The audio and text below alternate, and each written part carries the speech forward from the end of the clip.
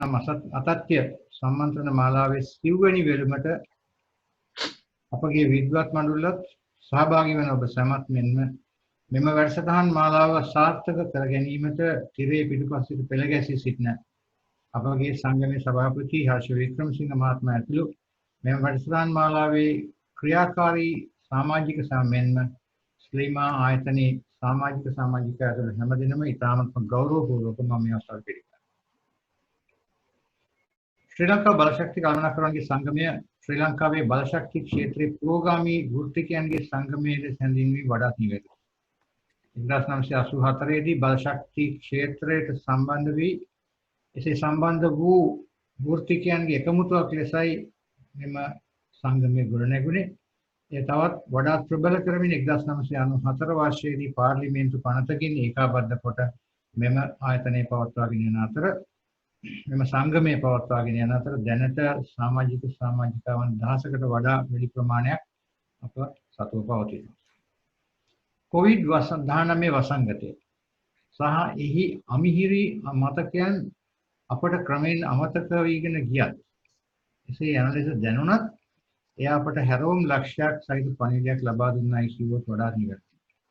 ඒ අපේ එදිනෙදා ජීවන රටාව නැත්නම් අපගේ ව්‍යාපාර රටාවන් සාම්ප්‍රදායික ආකාරයෙන්ම පවත්වා නොහැකි බව එසේම පවත්වාගෙන යා නොහැකි බව විශේෂයෙන්ම එමෙන්ම අපගේ සාම්ප්‍රදායික ජීවන රටාවත් ඒ ඔබට අසාමාන්‍ය වූ පිළිවෙතකින් වෙනස් වී යුතු බවත් මෙහි යථාර්ථය.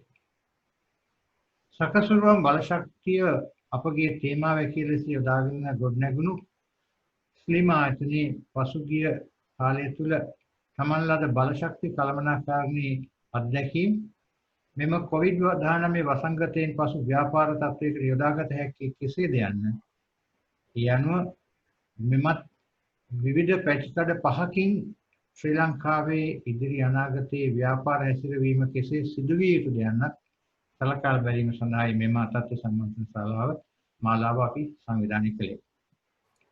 ඒ අනුව කෘෂිකර්මාන්තය සහ ආහාර සැපයීමත් භාණ්ඩ සහ මහජන ප්‍රවාහන කටයුතු සීමිත වූ සම්පත් සුරැකීම සහ එහි වැදගත්කමත්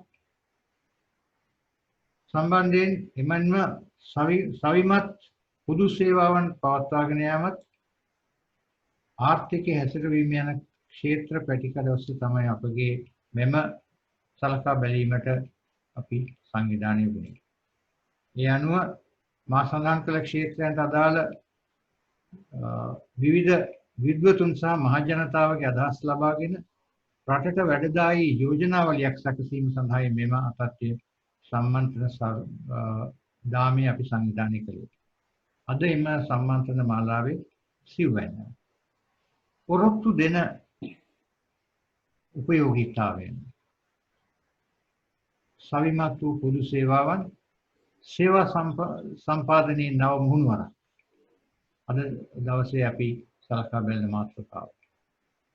COVID-19 වසංගතය නිසාම රටම වසා තැබුණු කාලයක අපට මතකයි ජන ජීවිතයට අත්‍යවශ්‍ය විදුලි බල සැපයීම සහ විශේෂයෙන්ම ජල සැපයීම වැනි සේවාවන් බිඳ වැටීමකින් තොරව විශ්වාසනීය ලෙස පවත්වා ගැනීම අප රට ලද ජයග්‍රහණයක්. එමෙන්ම එම ලද අත්දැකීම් බෙදා ගැනීමත් එමෙන්ම එසේ ලද අත්දැකීම් අපේ රටේ ඉදිරි සංවර්ධනය මෙන්ම ඉදිරියේදී ඇතිවෙන හදිසි ආපදා තත්ත්වයකට යොදා ගැනීමෙන් අපගේ සංවර්ධනය මෙහෙයීම සඳහා සටහන් කර තැබීමත් ඉතාම වැදගත් කාලෝචිත ක්‍රියාවක්. අද දිනේ මෙම සාකච්ඡාව මෙහෙයීම සඳහා ඉතාමත්ම ගෞරවපූර්වකව මා ආරාධනය කර සිටිනවා මා මිත්‍ර බන්දුල තිලකසේන මහතාට.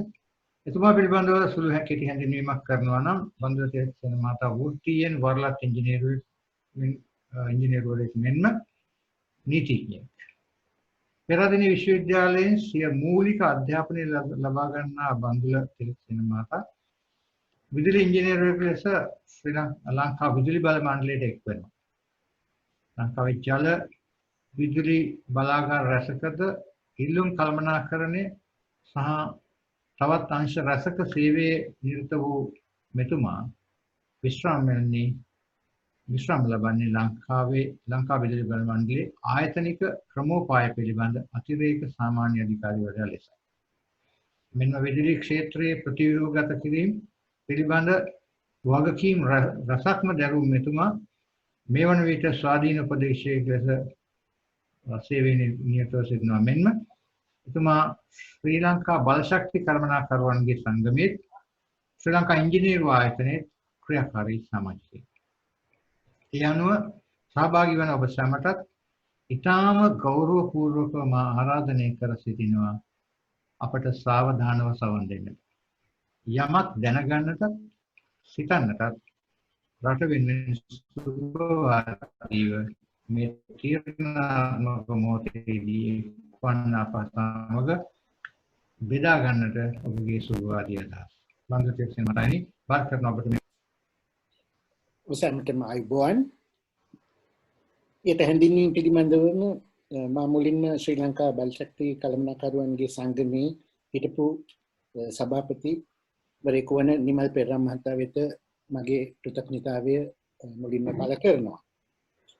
මේ සන්ධ්‍යාවේ COVID-19 අතික්‍රමණයෙන් පසු සේවා සම්පාදනයේ නව මුහුණුවර සාකච්ඡා මාලාවේ සිවන ලෙස සවිමත් පොදු සේවා මාතෘකාව යටතේ අපගේ පළමුවන දේශකයා වන්නේ ලංකා විදුලි බල මණ්ඩලයේ බෙදා හැරීම් කලාප 4 භාර අතිරේක සාමාන්‍ය අධිකාරී රොහාන් සෙනවිරත්න මහතායි. වෘත්තියෙන් වරලත් විදුලි ඉංජිනේරුවරයෙකු වන මේ මහතා මොරටුව විශ්වවිද්‍යාලයේ ඉංජිනේරු විද්‍යාවේදී උපාධියද කොළඹ විශ්වවිද්‍යාලයේ හා නෝර්වේහි ට්‍රන්ඩ්හයිම් විශ්වවිද්‍යාලවල පශ්චාත් උපාධි හා ඩිප්ලෝමාද ඔබයි. ලංකා විදුලි බල මණ්ඩලයේ ඩිජිටල්කරණය පිළිබඳ කාර්යයන්ට නායකත්වය සපයන ඔහු ශ්‍රී ලංකාවේ එක්සත් රාජධානියේ හා ඕස්ට්‍රේලියාවේ ඉංජිනේරු ආයතනවල සමාජිකත්වය ඔබයි. මිස්ටර් සෙනවිරත්න.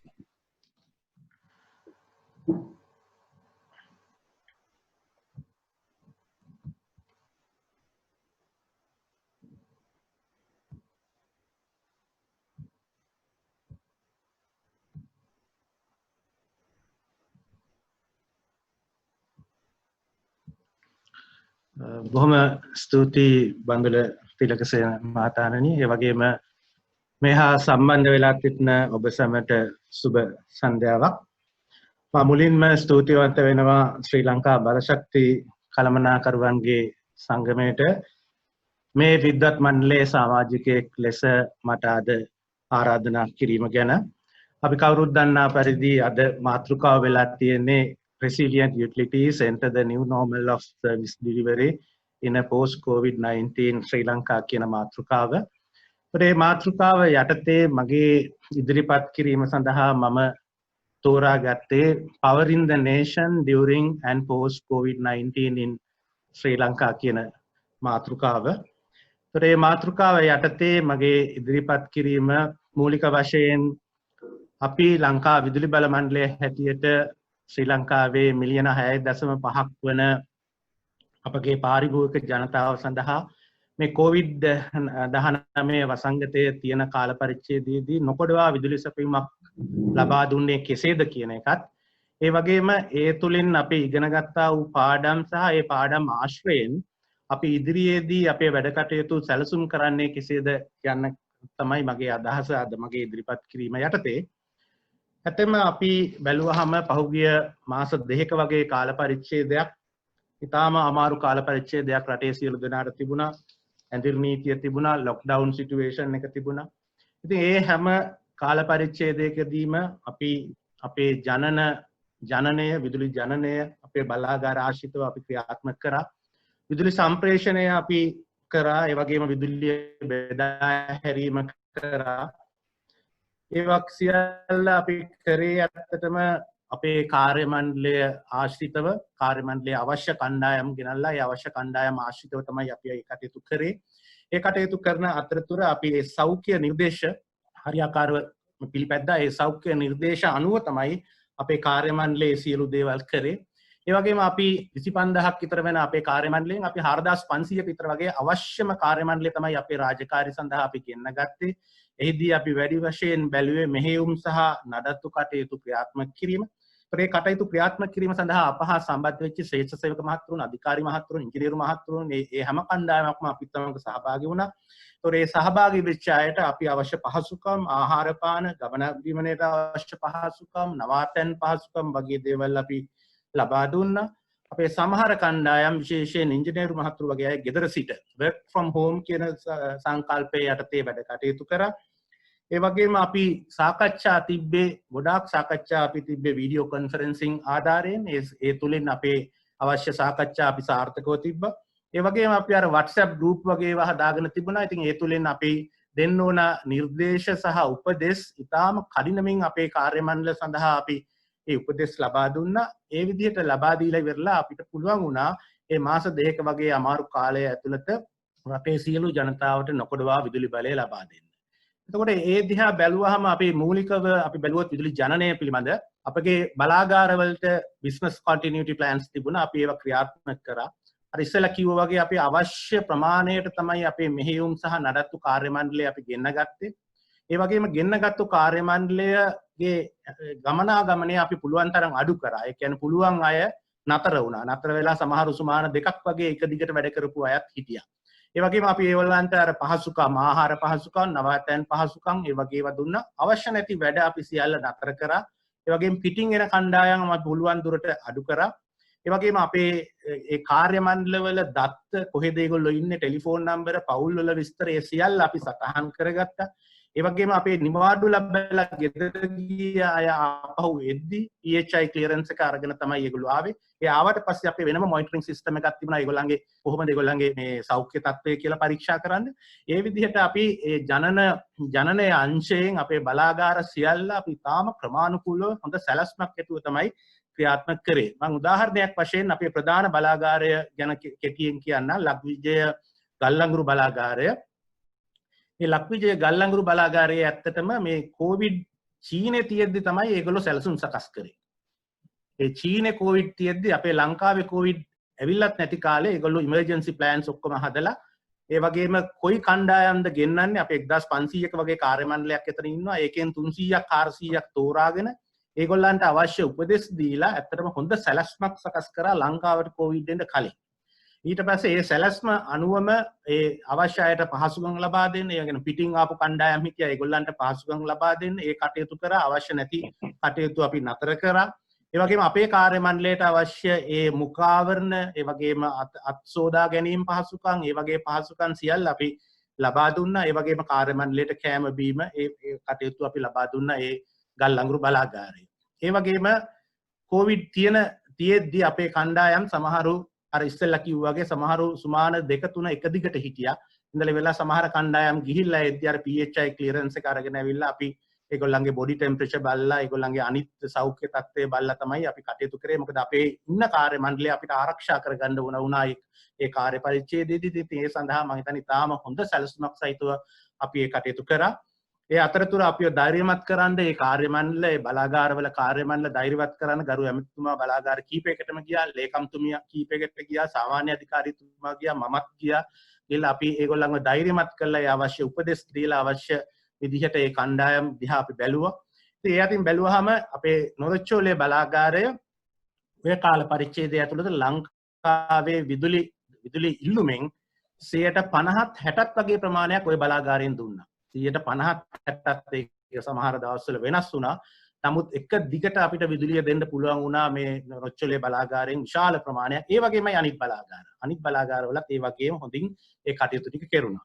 ඒ වගේම අපි සම්ප්‍රේෂණය සහ බෙදා හැරීම ගත්තාමත් ඒ වගේම අපේ තිබුණා බිස්නස් කන්ටිනියුටි ප්ලෑන්ස් ඒවා අපි ක්‍රියාත්මක කරා. ඒ වගේම අර නඩත්තු සහ මෙහෙයුම් කටයුතු විතරයි අපි කරේ. එතනදිත් අපි අර ෂිෆ්ට් වැඩිපුර දික් කරා. මොකද ගමනාගමනයේ අඩු කිරීම සඳහා. ඒ වගේම අපි ඒගොල්ලන්ටත් ආහාර පාන ඉන්ද පහසුකම් ඒ වගේම මුඛාවරණ සහ අනිකුත් සියලු පහසුකම් දුන්නා. ගමන් බිමන් වලට පහසුකම් දුන්නා. ඒ විදිහට දීලා ඉවරලා අර විදිහටම අපි අපේ සම්ප්‍රේෂණ පද්ධතියත් බෙදා හැරීම් පද්ධතියත් හොඳින් ක්‍රියාත්මක කරා. ඒ අතරතුර නව සැපයුමුත් දුන්නා. අපි නව සැපයුම් රෝහල් වලට රෝහල් 2කට අලුතින් නව සැපයුම් දුන්නා. අලුත් ග්‍රිඩ් උපපලක් විවෘතත් කරා ඒ අතරතුර. ඒ වගේම අර කොවිඩ් වලට කෙලින්ම ලොක්ඩවුන් කරපු තැන් වලට යන්න අපි අවශ්‍ය සියලු උපකරණ අරන් දීලා අපේ කාර්ය මණ්ඩලයේ ඒ ප්‍රදේශ දක්වා පවා ගියා. ගිහිල්ලා ඉවරලා ඊටාම හොඳට ඒ කටයුත්ත කරා. ඇත්තටම මේ බිඳ වැටුම වගේ ඒවා අපි ඊටාම අඩු ප්‍රමාණයකින් තමයි තියාගත්තේ. එහෙම තියාගෙන තමයි අපි ওই මාස දෙකක වගේ අමාරු කාලේ මිලියන 6.5ක අපේ පාරිභෝගිකයන් සඳහා විදුලිය ලබා දුන්නා. ඇත්තටම මේ කොවිඩ් කාලෙදී අපේ ඉල්ලුම අඩු වුණා. ඒ කියන්නේ ඩේලි ලෝඩ් කර්ව් එක බැලුවා නම් උඩම තියෙන නිල් පාට එක තමයි සාමාන්‍ය දවසක තියෙන එක. කොවිඩ් කාලේ ඇඳුම් නීතිය තියෙද්දි ඔය යටම තියෙන එක තමයි අපේ ඇත්ත තත්ත්වය වුණේ. ඉතින් ඒ නිසා අපේ පීක් ඩිමාන්ඩ් එක ඩේලි ලෝඩ් කර්ව් එක ගොඩක් පල්ලෙහාට ආවා. ඉතින් ඒක එක අතකින් අපිට වාසිදායක තත්ත්වයකුත් වුණා. මොකද අපිට බලාගාර හොඳින් කළමනාකරණය කරගන්න පුළුවන් වුණා. පද්ධතිය කළමනාකරණය කරගන්න පුළුවන් වුණා. ඒ වගේම තෙල් වලට යන වියදම අපිට අඩු කරගන්න පුළුවන් වුණා. මේ තියෙන්නේ අපේ පීක් ඩිමාන්ඩ් එක අඩු වෙච්ච විදිය කොහොමද කියලා. මේකේ තියෙන ඔෆ් පීක් එක අඩු වෙන්නේ කොහොමද? මෝර්නින් පීක් එක අඩු වෙලා තියෙන්නේ කොහොමද? ඩේ පීක් එක අඩු වෙලා තියෙන්නේ කොහොමද? නයිට් පීක් එක අඩු වෙලා තියෙන්නේ කියලා ඔක්කොම පීක්ස් අඩු වුණා. ඔක්කොම පීක්ස් අඩු වෙලා ඉවරලා ඊට පස්සේ තමයි ආපහු සැරයක් ඒවා වැඩි වෙගෙන යන්නේ. මේ තියෙන්නේ අපි විදුලි පරිභෝජනය ඇත්තටම රටේ විදුලි පරිභෝජනය සාමාන්‍ය දවසක ගිගවොට් පැය 48ක් විතර වගේ තියෙන එක ඔය කොවිඩ් අමාරුම තියලා කර්ෆියු තියෙන කාලෙදී 32 දක්වා අඩු වුණා. 32 දක්වා අඩු වෙලා අද වෙද්දී ආපහු අපි 42 දක්වා වැඩි වෙලා තියෙනවා. 42 43 තත්ත්වයට ඇවිල්ලා තියෙනවා. මම හිතන්නේ ඉදිරි වෙලදී අපි ආපහු 48 දක්වාම යයි කියලා හිතනවා. ඒක තමයි බලාපොරොත්තුව. ඒ කියන්නේ අපේ සියලුම කර්මාන්ත සහ අනිකුත් ආයතන පටන් ගත්තොත් අපි ආපහු සැරයක් 48ට වගේ යන්න ඕන. මේ විදිහට තමයි අපේ විදුලි පරිභෝජනයේ රටේ අඩු වුණේ. ඒ වගේම අපේ ප්‍රධාන පද්ධති පාලන මැදිරිය ඔය කාල පරිච්ඡේදයේ පැය 24ම ඉතාම ක්‍රමානුකූලව ඒ පද්ධතිය පාලනය කරා. එහිදී ඒගොල්ලෝ හොඳට බැලුවා හෙට කොහොමද ඩිමාන්ඩ් එක මොන විදිහටද තියෙන්නේ. සමහරලාට අමාරු තත්ත්වවලට මුහුණ දෙන්න වුණා. ඒ වගේම සිස්ටම් එකේ ලෝ එනර්ජියා එකක් තිබුණ ඉන්ඩස්ට්‍රීස් එහෙම නැති නිසා ඒ නිසා ඒගොල්ලෝ විශේෂ විදිහට තමයි පද්ධතිය සකස් කරේ ওই කාල පරිච්ඡේදයේදී. ඒ වගේම ඒගොල්ලන්ට තෙල් කොච්චර ඕනද කියන එක ගැන යම්කිසි ගැටලු තිබුණා. මොකද හරියට මේ තමන්ගේ අවශ්‍යතාවය හඳුනා ගැනීමේ අමාරුකම්. නමුත් ඒ සියලු අමාරුකම් යටතේ අපේ ප්‍රධාන පද්ධති පාලන මැදිරියත් ඒ කටයුතු ටික හොඳින් කරලා ලංකාවේ හැමෝටම කරදරයක් නැතුව විදුලි බලය අපි ලබා දුන්නා. එහෙම ලබා දෙන අතරතුර අපි තවත් දේවල් කරා අපේ පාරිභෝගික ජනතාව වෙනුවෙන්. ඇත්තටම අපිට විදුලි බිල්පත් ඉදිරිපත් කරන්න බැරුව ගියා මාර්තු 15 වෙනි පස්සේ ඇඳුම් නීතිය සහ ලොක්ඩවුන් සිටුේෂන් එක නිසා. ඒ නිසා අපි තීරණයක් ගත්තා අපි විදුලිය විසන්ධි කිරීම. ඒ කියන්නේ බිල්පත් ගෙවීම නොගෙවීම නිසා වෙන විදුලි විසන්ධි කිරීම සම්පූර්ණයෙන් නතර කරනවා කියලා. අදටත් අපි ඒක නතර කරලා තියෙනවා. ඒ වගේම අපි බිල් ඉදිරිපත් කිරීම පටන් ගත්තා ආපහු අප්‍රේල් මාසේ අන්තිම කාලේ වගේ ඒ ගොඩක් ප්‍රදේශවල පටන් ගත්තා. නමුත් කොළඹ ගම්පහ කළුතර වගේ දිස්ත්‍රික්කවල අපිට පටන් ගන්න පුළුවන් උනේ මැයි මාසේ 12 වෙනිදාගෙන් වගේ පස්සේ. එතකොට අද වෙද්දී අපි බිල් ඉෂුව කිරීම පටන් අරගෙන තියෙනවා. ඒ කටයුත්ත කෙරීගෙන යනවා. මම හිතන්නේ සමහර අයට ගැටලු ඇති අපි මේ කොහොමද මේ බිල ඉෂුව කරන්න කියන එක. ඇත්තටම මේකෙදී අපි හොඳ ක්‍රමයක් මේ කාටවත් අපේ පාරිභෝගික ජනතාවට කරදරයක් නොවන ක්‍රමයක් තමයි අපි මේ බිල් ඉෂුව කිරීම සඳහා කරන්නේ. ඒකෙදී අපි මුලින්ම කරන දේ තමයි කොවිඩ් වලින් පස්සේ පළවෙනි සැරේ අපේ අයපත්කරු ගෙදරට එන වෙලාවේදී අපි දෙන්නේ ඒ කලින් බිලට සමාන බිලක් තමයි දෙන්නේ. කලින් බිලට සමාන බිලක් දෙන්නේ පළවෙනි විසිට් එකේදී. ඒ වගේම පළවෙනි විසිට් එකේදී අපි ඇක්චුවල් රීඩින් එක මීටර් රීඩින් එක අපේ සිස්ටම් එකට දාගන්නවා. ඊට පස්සේ ඒ බිල අපේ පාරිභෝගික ජනතාවට ගෙවන්න පුළුවන්. ඊට පස්සේ අපි දෙවෙනි විසිට් එක යනවා. දෙවෙනි විසිට් එක යද්දී පළවෙනි විසිට් එකේ ගත්තු රීඩින් එකයි දෙවෙනි විසිට් එකේ ගත්තු රීඩින් එකයි අතර වෙනසට අපි ඉන්ස්ටන්ට් බිල් එක දෙනවා. ඒක තමයි අපි හැමදාම කරපු දේ. නමුත් පළවෙනි විසිට් එකයි ඊට කලින් තිබිච්චි කලින් රීඩින් එක ගත්තු දවසයි අතර සමහරුන්ට මාස 2ක් වගේ පීරියඩ් එකක් තිබුණා. සමහරුන්ට මාස 3ක් වගේ පීරියඩ් එකක් තිබුණා. ඒ පීරියඩ් එකට අපි බිල් හදාගෙන තමයි දෙවෙනි විසිට් එකට ගියේ. ඒවට අපි කියනවා මිස් බිල්ස් කියලා. ඒ කියන්නේ අපිට දෙන්න බැරුව ගිය බිල්ස් ටික. ඒතකොට දෙන්න බැරුව ගිය බිල්ස් ටික අපි ගත්තේ ඒ පළවෙනි විසිට් එකයි ඊට කලින් ගිය දවසයි අතර තියෙන කාල පරිච්ඡේදය අරගෙන ඒක මාසවලට සමාන මාසවලට බෙදලා ඒ මාසික බිල හදන විදිහට තමයි අපි ඒක හැදුවේ. ඒ නිසා පාරිභෝගිකයට කිසිම වැඩි බිලක් යන්න විදියක් නැහැ. අර පරණ විදිහටම තමයි අපි ඒ බිල හැදුවේ. එතකොට ඒ බිල හදලා ඉවර වෙලා ඒ බිල කම්පියුටරෙන් හැදුවේ. එතකොට දෙවෙනි විසිට් එක යද්දී ඒ කම්පියුටරෙන් හදපු බිලුයි එවල දෙන ඉන්ස්ටන්ට් බිල් එකයි සමහරුන්ට බිල් 3ක් හම්බ වෙනවා සමහරුන්ට බිල් 2ක් හම්බ වෙනවා. එතකොට බිල් 3ක් හම්බුනොත් කාට හරි අපි කියන්නේ ඒක එකපාර ගෙවන්න කියලා අපි ඒකටත් සහනයක් දීලා තියෙනවා. ඒ පළවෙනි බිලට දින 30ක් දෙවෙනි බිලට තව දින 30කුත් එක්ක දින 60ක්, තුන්වෙනි බිලට දින 90ක් යන ආදී වශයෙන් අපි ඒ බිල් ගෙවන්න සහන කාලයකුත් ලබා දීලා තියෙනවා. ඒ වගේම අපි තාමත් මේ විදුලිය ඩිස්කනෙක්ට් කරන එක අපි නතර කරලා තියෙන. ඒ නිසා අපි පාරිභෝගිකයට කලබල වෙන්න හේතුවක් නැහැ. අපි දැන් බිල් ඉෂුව කරගෙන යනවා. ඒ අනුව ඒ කාල පරිච්ඡේදය අනුව ඒ ටික ගෙවීම තමයි අපි කරන්න ඕනේ. ඒ වගේම අපි මේ කාල පරිච්ඡේදය ඇතුළත පුළුවන් තරම් කිව්වා මේ ඔන්ලයින් සිස්ටම්ස් වලින් අපිට මුදල් ගෙවන්න කටයුතු කරන්නයි කියලා.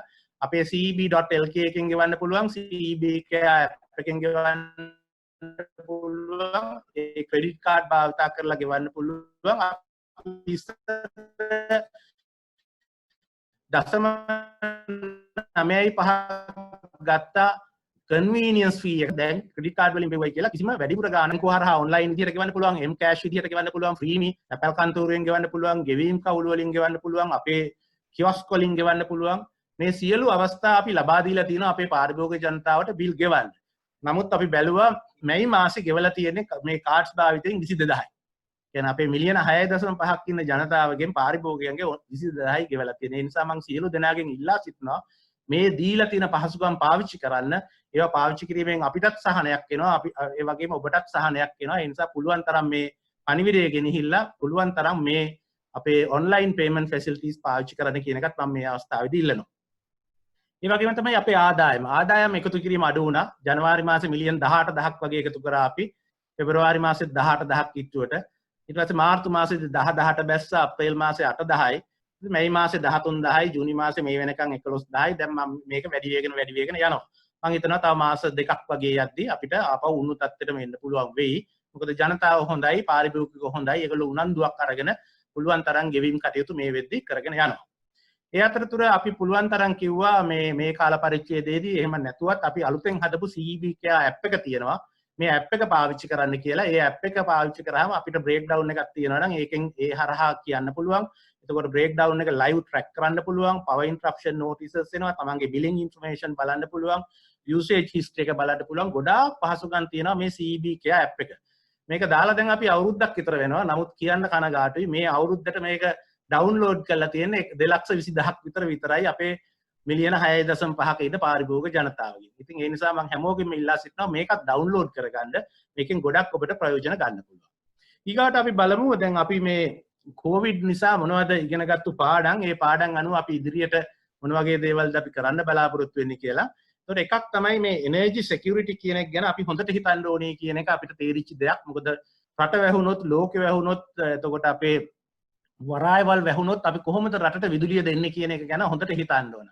ඉතින් ඒ නිසා අපි එකක් හිතනවා දැන් අලුතෙන් ඉදි කරන පවර් ප්ලාන්ට්ස් වල හොඳ ස්ටෝරේජ් එකක් තියාගන්න කියලා. ඒක ජාතික නැෂනල් ස්ටෝරේජ් එකක් විදිහට තියාගන්නත් පුළුවන් පෙට්‍රෝලියම් කෝපරේෂන් එකට. එතකොට අපිට අවශ්‍ය වෙලාවක අපේ ස්ටෝ එකක් තියෙනවා මාස ගාණක්කට හරි පුළුවන් විදිහට. ඒ නිසා ෆුවල් ස්ටෝරේජ් එක ගැන අපි හොඳට හිතන්න ඕන. කෝල් ස්ටෝරේජ් එකත් අපි හිතන්න ඕන. අඩුම ගානේ මාස 3ක වගේ කෝල් ස්ටෝරේජ් එකක් අපි ගාව තියාගන්න. මොකද ඒක අපිට නැෂනල් සිකියුරිටි එහෙම නැත්නම් එනර්ජි සිකියුරිටි ගැන හිතද්දි වැදගත් වෙන දෙයක්. ඒ වගේම තමයි අපි පුනර්ජනනීය බලය පුළුවන් තරම් ගන්න ඕන පද්ධතියට, උපරිමයෙන් පද්ධතියට ගන්න ඕන. එතකොට අපි කවුරු මතවත් රඳා පවතින්නේ නැහැ. අපිට අපේම විදුලිය තියෙනවා, අපේම පුනර්ජනනීය බලය තියෙනවා. ඉතින් ඒ නිසා අපි පුනර්ජනනීය බලය පුළුවන් තරම් පද්ධතියට ගේන්න ඕනේ කියන එකත් අපි සටහන් කරගෙන තියෙනවා. ඉතින් ඒ අනුව ඇත්තටම මේ දත්තවලට හැටියට මේ අවුරුද්දේ අපි මෙගාවොට් 392ක පුනර්ජනනීය බලය අපි ගේන්න යනවා පද්ධතියට. හොඳ ව්‍යාපෘති ටිකක් අපි මේ අවුරුද්දේ දෙසැම්බර් වලට කලින් විවෘත කරනවා. අපේම හුලං ව්‍යාපෘතිය මෙගාවොට් 100ක්, මිනි හයිඩ්‍රෝ මෙගාවොට් 12ක්, උමාඔය මෙගාවොට් 120ක්, බ්‍රෝඩ්ලන්ඩ් 35ක්, මුතුරාජවැල සොලිඩ් වේස්ට් 10ක්, එතකොට ground මවුන්ටඩ් solar 25ක්, rooftop solar megawatt 70ක්, Jaffna wind එක දැන්ටම කනෙක්ට් කරලා තියෙන මෙගාවොට් 20ක් යන ආදී වශයෙන් 392ක්. ලබන වසරේ අපේ සැලැස්ම තියෙනවා මෙගාවොට් 220ක් පුනර්ජනනීය බලය පද්ධතියට ගේන්න. 2022 තව මෙගාවොට් 329ක් ගේන්න බලාපොරොත්තු වෙනවා. මේ ටික එකතු කරාම මේ වසර 3 අපි මෙගාවොට් 940ක් ගේන්න බලාපොරොත්තු වෙනවා පුනර්ජනනීය බලය. ඇත්තටම අපි පීක් ඩිමාන්ඩ් එකක් තියෙන මෙගාවොට් 2500යි. ඒ කියන්නේ අපි විශාල වැඩ කොටසක් කරන්න බලාපොරොත්තු වෙනවා මේ පුනර්ජනනීය බලය ගේන්න. මොකද ඒකත් හොඳ පාඩමක් අපි ඉගෙන ගත්ත දෙයක්. අපි පුළුවන් තරම් පුනර්ජනනීය බලය අපේ පද්ධතියට ගේන්න ඕනේ.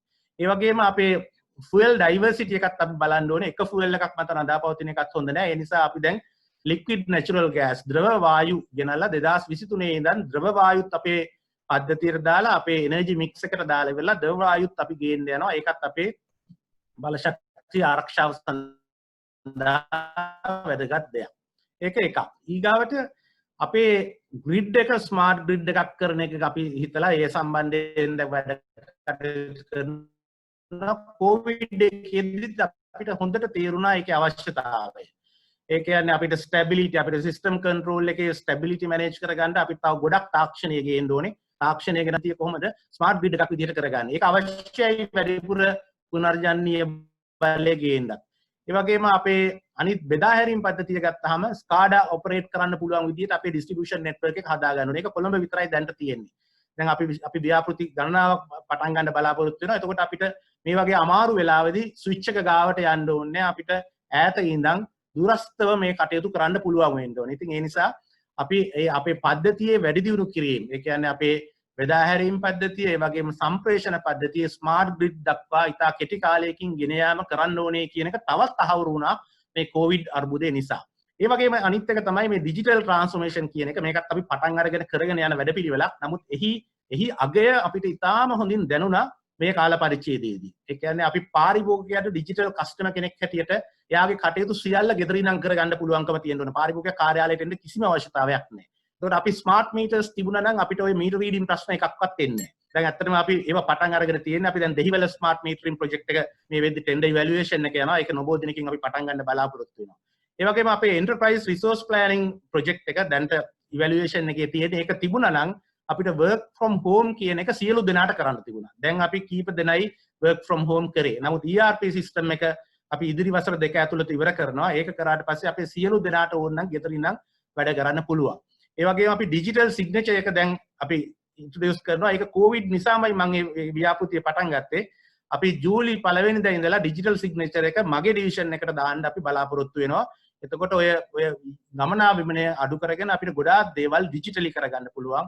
ඒ වගේම e-procurement එක තවත් මාසෙකින් හමාරකින් මම මගේ මේ ඩිවිෂන් එකේ පටන් ගන්න යනවා. ඒ තුලනුත් මම හිතන්නේ අපේ ගමනාගමනය සහ අනිත් අයට තියෙන කරදර අඩු කරගන්න පුළුවන්. මේ සියලු දේවල් වල අවශ්‍යතාවය දැඩිව තේරුණා මේ කොවිඩ් කාල පරිච්ඡේදයේදී. ඉතින් ඒ නිසා මම හිතන්නේ ඒ සියලු දේ දිහා අපි බලන්න ඕනේ. බලලා ඉවර වෙලා ඒවත් පුළුවන් ඉක්මනට කරගෙන ඉවර වෙලා අපි අපේ කටයුතු කරොත් මම හිතන්නේ අපි මේ දැකපු අමාරු කාර්ය පරිච්ඡේදයේදී අපි ඉගෙන ගත්තු පාඩම් වලින් හොඳ තත්ත්වයට අරගෙන අපේ ලංකා විදුලි බල මණ්ඩලය හොඳ තත්ත්වයකට ගෙනියන්න පුළුවන් වෙනවා කියන එක තමයි මගේ අදහස. ඒ සඳහා අපේ මම හිතන්නේ කාර්ය මණ්ඩලයත් සියලු දෙනාත් දැන් දැඩි කැපවීමකින් කටයුතු කරනවා. ගොඩක් දේවල් කිරීගෙන යනවා. ඉතින් ඉදිරි වසර 2-3 ඇතුළත ගොඩාක් දේවල් නිම කිරීම තමයි මගේ බලාපොරොත්තුව. බොහොම ස්තුතියි අහගෙන හිටපු ඔබ සැමට. බොහොම ස්තුතියි රෝහන් සෙනරත්න මහත්මයා. අපගේ මීළඟ දේශකයා වන්නේ ජාතික ජල සම්පාදන හා ජලාපවහන මණ්ඩලයේ නියෝජ්‍ය සාමාන්‍ය අධිකාරී බස්නාහිර මධ්‍යම රංජිත් සමරසිංහ මහතායි. සමරසිංහ මහතා නෙදර්ලන්තයේ ඩෙල්ෆ්ට් විශ්වවිද්‍යාලයේ ජල සම්පාදනය පිළිබඳ විද්‍යාපති උපාධිය සහ මොරටු විශ්වවිද්‍යාලයේ පාරිසරික ඉංජිනේරු හා කළමනාකරණ විද්‍යාපති උපාධි හොබවනවා. ජාතික ජල සම්පාදන හා ජලාපවහන මණ්ඩලයේ විවිධ තනතුරු රැසක් හොබවා ඇති ඔහු ජල සම්පාදන ව්‍යාපෘති රැසකට නායකත්වය සපයා තියෙනවා. සමරසිංහ මහතා ශ්‍රී ලංකා ඉංජිනේරු ආයතනයේ අධි සමාජිකයෙක්ද වෙනවා. මිස්ටර් සමරසිංහ, සුබ සන්ධ්‍යාවක් සියලුම දෙනාට. මම මේ අවස්ථාවේ ස්තුතිවන්ත වෙනවා මේ අවස්ථාව මට ලබා දීම සම්බන්ධයෙන්.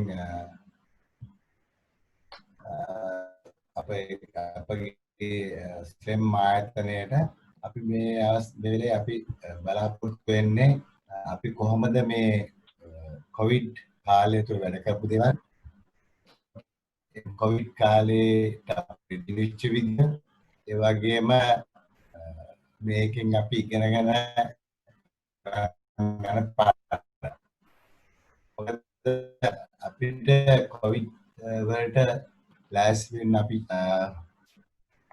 ලෑස්ති වුණා යම් කිසි ප්‍රමාණයකට. විශේෂයෙන්ම අපිට කෙමිකල්ස් හුඟක් ලැබෙන්නේ ජල සම්පාදනයේ කටයුතු සඳහා චීනෙන්. අපි ඒ සඳහා යම් ප්‍රමාණයක අපගේ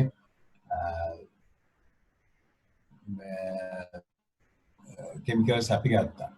ඊට අමතරව අපිට මේ කොවිඩ් සම්බන්ධයෙන් කොවිඩ් ස්ටාර්ට් කරපු වෙච්ච වෙලෙම මාර්තු 17 වෙනිදා අපිට තේරුණා මේක ටිකක් ඕගනයිස් වෙලා කරන්න ඕන වැඩක් නිසා ඉස්සෙල්ලාම අපි ඇත්තටම කරේ අපේ ඉන්න ඔපරේෂනල් මැනේජර්ස්ලා ලංකාව පුරාම අපි මේගොල්ලන්ට එක්ක සාකච්ඡාවක් කළා. ඒගොල්ලන්ගේ අවශ්‍යතාවයන් බලලා අපි ඒගොල්ලන්ට ඉමීඩියට්ලි අපි විශේෂ කැෂ් ඇඩ්වාන්ස් එකක් නිකුත් කරා. මේගොල්ලන්ගේ හෙල්ත් hygiene related purchases සඳහා. ඒ වගේම ඒගොල්ලන්ගේ කෑම සඳහා වියදම් කරන්න. මොකද අපි ඒ වෙලේ හිතුවේ ගමනාගමනේ අඩු කරලා මේ වැඩ ටික අපේ කට්ටිය එක තැනකට ගෙනල්ලා වැඩ ටික කරන්න ඕනේ කියලා අපිත් තියෙනවා ජල සම්පාදන මණ්ඩලයේ දැන් 11000ක් විතර සේවක සංඛ්‍යාවක්. නමුත් අපි මේ අවස්ථාවේදී පාවිච්චි වුණේ මේ කාලය තුළ ඔපරේෂනල් වැඩ සඳහා 3000 4000 අතර යම් කිසි ප්‍රමාණයක් තමයි. ඊට මේ දැන් එතකොට මේ අපි ඉමීඩියට් මේ ද්‍රව්‍ය මුදල් නිකුත් කරේ immediate purchases සඳහා personal PPEs face mask ඒ වගේ වලට. මොකද අපේ කට්ටිය ෆීල්ඩ් එකේ තමයි වැඩ කරන්න වෙන්නේ ගොඩක් ෆීල්ඩ් ස්ටාෆ් එක. මේ ෆීල්ඩ් ස්ටාෆ් එකට අවශ්‍ය අපි ඒගොල්ලන්ගේ ප්‍රොටෙක්ෂන් එක තමයි බැලුවේ. ඒගොල්ලන්ට අවශ්‍ය ද්‍රව්‍ය මිලදී ගන්න අපි මේ කටයුත්ත ඉක්මනටම කරා. ඊට අමතරව එතකොට ඊට පස්සේ අපි ෂෙඩියුල්ස් කරා අත්‍යවශ්‍යම ස්ටාෆ් කවුද ෆීල්ඩ් එකට අපි ගන්නෙ. විශේෂයෙන් අපේ ලංකාවෙන් ගත්තොත් විශාලම ජල පවිත්‍රාගාරය වෙන අඹතලේ ජල පවිත්‍රාගාරයේ කෝස් හදලා ඒගොල්ලන්ට ඩියුටි රෝස්ටර්ස් හදලා ඒ වගේම ෆීල්ඩ් එකේ ජල සම්පාදනය කරන ෆීල්ඩ් එකේ ජලනල පිපිරීම් වැඩි සිද්ධ වෙන දේවල් වලට අවශ්‍ය වෙන කණ්ඩායම් ගෙනල්ලා අපි ඒගොල්ලන්ගේ රෝස්ටර් මට්ටමින් තියලා ඒගොල්ලන්ව සමහරව අපි එක තැනක නතර කළා. ඒගොල්ලන්ට කෑම බීම වගේ දේවල් දුන්නා. ඒ වගේම කොළඹවට පුද්ගලයින්ට අපි ට්‍රාන්ස්පෝර්ට් ෆැසිලිටි එක ලෑස්ති කරලා දුන්නා. ඒ වගේම අනිත් ස්ටාෆ් එක work from home කියන concept එකේ තමයි වැඩ කරේ. දැන් මේ work teams අපි overlap නොවෙන වැඩ කරා. මොකද හදිස්සියවත් කාට හරි අවශ්‍යතාවයක් වුණොත් මොකක් හරි කොවිඩ් ආසාදනය වුණොත් අපිට ඒගොල්ලන්ව තෝරගන්න වෙනවා. ඒ නිසා අපි මේ කටයුතු පිළිවෙලකට ටීම්ස් වල රෙකෝඩ්ස් තියාගෙන තමයි වැඩ කරන්නේ. ඊට අමතරව අපිට තව තියෙන ප්‍රශ්නයක් තමයි කස්ටමර්ස්ලා අපිට කතා කරන දේවල් ගැන. ඒ කියන්නේ ඒගොල්ලන්ගේ තියෙන වතුර ප්‍රශ්න තියෙනවා, සමාජයට කතා කරන්න වෙනවා වෙනත් ප්‍රශ්නයකට. ඒතකොට අපිට තිබුණ එකම ක්‍රමේ ටෙලිෆෝන් හෝ ඉලෙක්ට්‍රොනික මීඩියා විතරයි. ඒකට අපේ 1939 එක අපි 24/7 විදිහට වැඩ කරා. ඒ කියන්නේ අපේ ටෙලිෆෝන් ලයින් එක. නමුත් ඒකෙත් යම් අඩුපාඩුකම් සිද්ධ වුණා. මොකද අපේ 1939 එකේ කට්ටියත් ඒගොල්ලන්ටත් ගෙදර ඉඳන් තමයි මේක කරන්න සිද්ධ වුනේ. ඒත් ඒගොල්ලන්ගේ සමහර වෙලාවට එන කෝල්ස් ලෝඩ් එක ගත්තම ඒ ලෝඩ් එක සමහරට අර එන මේකට දරා ගන්න බැරුව ගිහිල්ලා සමහර අයගේ කෝල්ස් කට් වෙලා ගියා. නමුත් පුළුවන් තරම් ඒගොල්ලෝ උපරිම මහන්සියක් ගත්තා මේ කස්ටමර්ස්ලා එක්ක කමියුනිකේට් කරගන්න. ඊට පස්සේ අපේ ඔෆිසස් ඩිස්ඉන්ෆෙක්ෂන් කරගත්තා. ඒ ගමන ඊට අමතරව තමයි පර්චේසස් ෆුඩ්ස් කියන මම අර කලින් කියපු විදිහට අපි ඇත්තටම වැඩ කරපු අයට ඒ තැන්වල කැම ලෑස්ති කරලා ඒගොල්ලන්ම පිටට නොවන විදිහට ලෑස්ති කරලා සේෆ්ලි අපි කැම ටික මේගොල්ලන් ලෑස්ති වුණා. ඒ අමතරව කට්ටිය අපි හුඟක් තැන්වල නතර කරගෙන හිටියා. මේ day and night roster එක අපි වැඩ කරා දිගටම. මොකද නැත්තම් අපිට එන water service එක දිගටම තියාගන්න දරුව යනවා. අපෙත් ගෙවල් වල consumption එක වැඩි වුණා යම් කිසි ප්‍රමාණයක් මේ කාලෙදී. මොකද සමහර තැන්වල යුනිට් 10 පාවිච්චි කරපු තැන්වල ඒගොල්ලෝ යුනිට් 15 20 වගේ පාවිච්චි වෙච්ච දැන් තියෙනවා. දැන් අපිට ඒක අහුවෙමින් අපි රීඩින්ග්ස් ගන්නකොට අපිට තේරෙනවා. නමුත් අපේ කර්මාන්තවල එතකොට අනිකුත් ආයතන කාර්යාලවල පාවිච්චි කරපු ජල ප්‍රමාණය අඩු වුණා. ඒ නිසා අපිට බැලන්ස් එකේදී අපිට ජලයේ අඩුපාඩුවක් ඇත්තටම නැහැ. නමුත් අපිට පහසු වුණා මේ සිස්ටම් එක මැනේජ් කරගන්න. ඊට අමතරව අපේ ඉහළ ස්ටාෆ් එක මැනේජ්මන්ට් එක නිතරම සතියකට දවස් 2ක් විතර වීඩියෝ කොන්ෆරන්ස් වලින් එක්කව වෙලා මේ ප්‍රැක්ටිකලි ප්‍රායෝගිකව ෆීල්ඩ් එකෙන් එන ප්‍රශ්න වලට උත්තර හෙව්වා. අපි ඒවයි ඩිසිෂන් ගත්තා. ඒ ඩිසිෂන්ස් ඊමේල්ස් වලින් අදාළ අයට දැන්නුවා. නැත්නම් ඕවර් ද ෆෝන් දන්නලා නැත්නම් අපි ඊට පල්ලෙහා ස්ටාෆ් එකත් එක්ක වීඩියෝ කොන්ෆරන්ස් එකක් තියලා මේ කටයුතු කරගෙන ගියා. ඊට අමතරව අපිට ලොකු ප්‍රශ්නයක් තිබුණා පර්චේසස් සමහර පර්චේසස් කරගන්න බැරුව තිබුණා. ඒවට අපි කරේ ඉලෙක්ට්‍රොනික බිලින් සිස්ටම් එකක් ඉන්ට්‍රොඩියුස් කරලා දුන්නා. ඊමේල් වලින් අපේ රෙජිස්ටර්ඩ් සප්ලයර්ස්ට ඊමේල් සරලා ඒගොල්ලන්ගෙන් අපි මේ පර්චේසස් කරගත්ත අරගෙන කෝල් කොන්ෆරන්ස් එකකින් තමයි ටෙන්ඩර් බෝඩ්ස් තියලා ඒවයි අප්‍රූවල්ස් දුන්නේ. work from home concept එක සියයට අපි වැඩ කරා. ඔය එක එක කාලවලට අපිට මුලද කාලෙක allow කරපු ප්‍රමාණය බොහොම අඩු වුණා. නමුත් ඒකෙදි අත්‍යවශ්‍ය නිලධාරීන් සහ සේවකයන් අපි ගෙදරින් නම් වැඩ කරන සිස්ටම් එකක් හදුවා. ඊට අමතරව 50% වුණා මේ විදිහේ work from home එක වැඩ කරගෙන ගියා. ඊට අමතරව අපිට තිබුණා නිතරම ෆීල්ඩ් එකේ යන්න ඕන කමක් තිබුණා. මේ සඳහා අපිට ඇත්තටම සෑහෙන පහසුවක් වුණා මේ වෝටර් බෝඩ් ඩෙන්ටිටි කාඩ් එක. ඒක ආරක්ෂක අංශ විසින් ඒගොල්ලන්ට ඩෙන්ටිටි කාඩ් එක පෙන්නුවාම යන්නේ කර්ෆියු පාසයක් හැටියට chance එකක් ලැබුණා. ඒකෙන් අපිට හුඟක් පහසු වුණා. නමුත් සමහර තැන්වලදී පොඩි ගැටලු වුණාම අපි ඒ තමුගේ ඒරියා මැනේජර්ලා වුව කර්ෆියු ලෙටර්ස් ඉෂුව කළා. ඒ වැඩ ටික ඒවයි කර්ෆියු පාසස් ගත්තා. ඊළඟට ක්‍රිටිකල් සප්ලයර්ස්ලා අපේ හිටියා ක්ලෝරින් සප්ලයර්ස්ලා ස්පෙෂලි පරන්තන් කෙමිකල්ස් වගේ තියෙන කට්ටිය මේගොල්ලන්ට ස්ලෝ වුණා. වෙසල්ස් එන්නේ බොහොම අඩු වුණා. ඒ නමුත් අපි කොහොම හරි ඒක බංග්ලාදේශයෙන් එන වෙසල් එක කතා බහ කරලා අපි පරන්තන් එක කතා කරලා මොකද මේ ක්ලෝරින් කියන එක නැති වුණා නම් අපිට මේ වෝටර් සප්ලයි එක කරන්න හම්බෙන්නේ නැහැ. අපි පරන්තන් ආයතන විශේෂයෙන්ම පරන්තන් කෙමිකල්ස් ආයතනට ස්තුතිවන්ත වෙන්න ඕන. ඒගොල්ලෝ බොහෝම ඉක්මනට මේ අපිට අවශ්‍ය කෙමිකල්ස් ලබා දුන්නා. ඊට පස්සේ අපි පර්චේසින් කියන පාර්ට් එක සෙන්ට්‍රලි කරේ. මොකද මේක අර නැත්තම් එක එක තැන් වලින් බඩු ගන්න ගියාම එන ප්‍රශ්න නිසා. ඊට පස්සේ තමයි අපේ අනිත් ප්‍රධානම දේ තිබුණේ මේ සමහර හොස්පිටල්ස්, එතකොට ක්වොරන්ටයින් ඔපරේෂන් සෙන්ටර්ස්, එතකොට ඒ වගේ නිව් කනෙක්ෂන්ස් දෙන්න ඕන දැන් අපිට ඉමීඩියට්ලි තමයි කියන්නේ. ඒක ටෙලිෆෝන් එකෙන් කියනවා කිසිම එක්ක ඊමේල් එකක් එන්න රික්වෙස්ට් එක අපි ඉමීඩියට්ලි මුදල් ගැන බලන්නේ නැතුව ඒ තැන් වලට විශේෂයෙන් මට මතකයි වැලිකන්ද කියන හොස්පිටල් එක පටන් ගන්නකොට අපිට පැය 24න් ජල සම්බන්ධනයක් දෙන්න ඕන මේ හොස්පිටල් එක ස්ටාර්ට් කරන්න. ඒ වැඩේ පැය 24ක් හෝ ඊට පොඩි කාලයක් වැඩිපුර අපි ඒක ඉමීඩියට්ලි කරා. ඊට පස්සේ මතකයි මෙතන අපි IDH හොස්පිටල් එකේ ඩිරෙක්ටර් කතා කරලා කිව්වා මට හෙට අපි නර්ස් ක්වාටර්ස් එකක් ඕපන් කරනවා අපිට කනෙක්ෂන් එකක් ඕන කියලා. ඉතින් ඒ වගේ දේවල් අපි ඉමීඩියට්ලි කරලා දුන්නා. ඊට අමතරව මෙතන අපේ ආයුර්වේද හොස්පිටල් එක ගාව හැදුවා කොන්ෆරන්ස් සෙන්ටර් එකක්. ඒකට ඉමීඩියට් කනෙක්ෂන්ස් දුන්නා. ඉතින් ඒ වගේම අපි අපේ සප්ලයි එක අපි අත්‍යවශ්‍ය තැන් වලට විශේෂයෙන්ම සැපුවා. විශේෂයෙන්ම අනිකුත් හොස්පිටල් වල සප්ලයි එක ගැන බලන්න වෙනම අපි විශේෂ අවධානයක් යොමු කරලා එඩිට් කරා. ඊට අමතරව WhatsApp group වගේව හදාගෙන අපි මේකේ මොනිටරින් රෝල් එකක් කරා. මේ WhatsApp group එකට පල්ලෙහාම ලෙවල් එකේ ඉන්න ෆීල්ඩ් ඔෆිසර් කෙනා ඊට ඉහළම chairman දක්වා මේ WhatsApp group එකට සම්බන්ධව GM chairman දක්වා සම්බන්ධලා මේ කරන day to day කරන activities අපි මොනිටර් කරා. ඊට පස්සේ ඒ හරහා සමහර communication ඒ කියන්නේ fast communication අපි කරගන්න පුළුවන් වුණා මේ staff හරහා ඒගොල්ලන්ගේ issues settle කරන්න.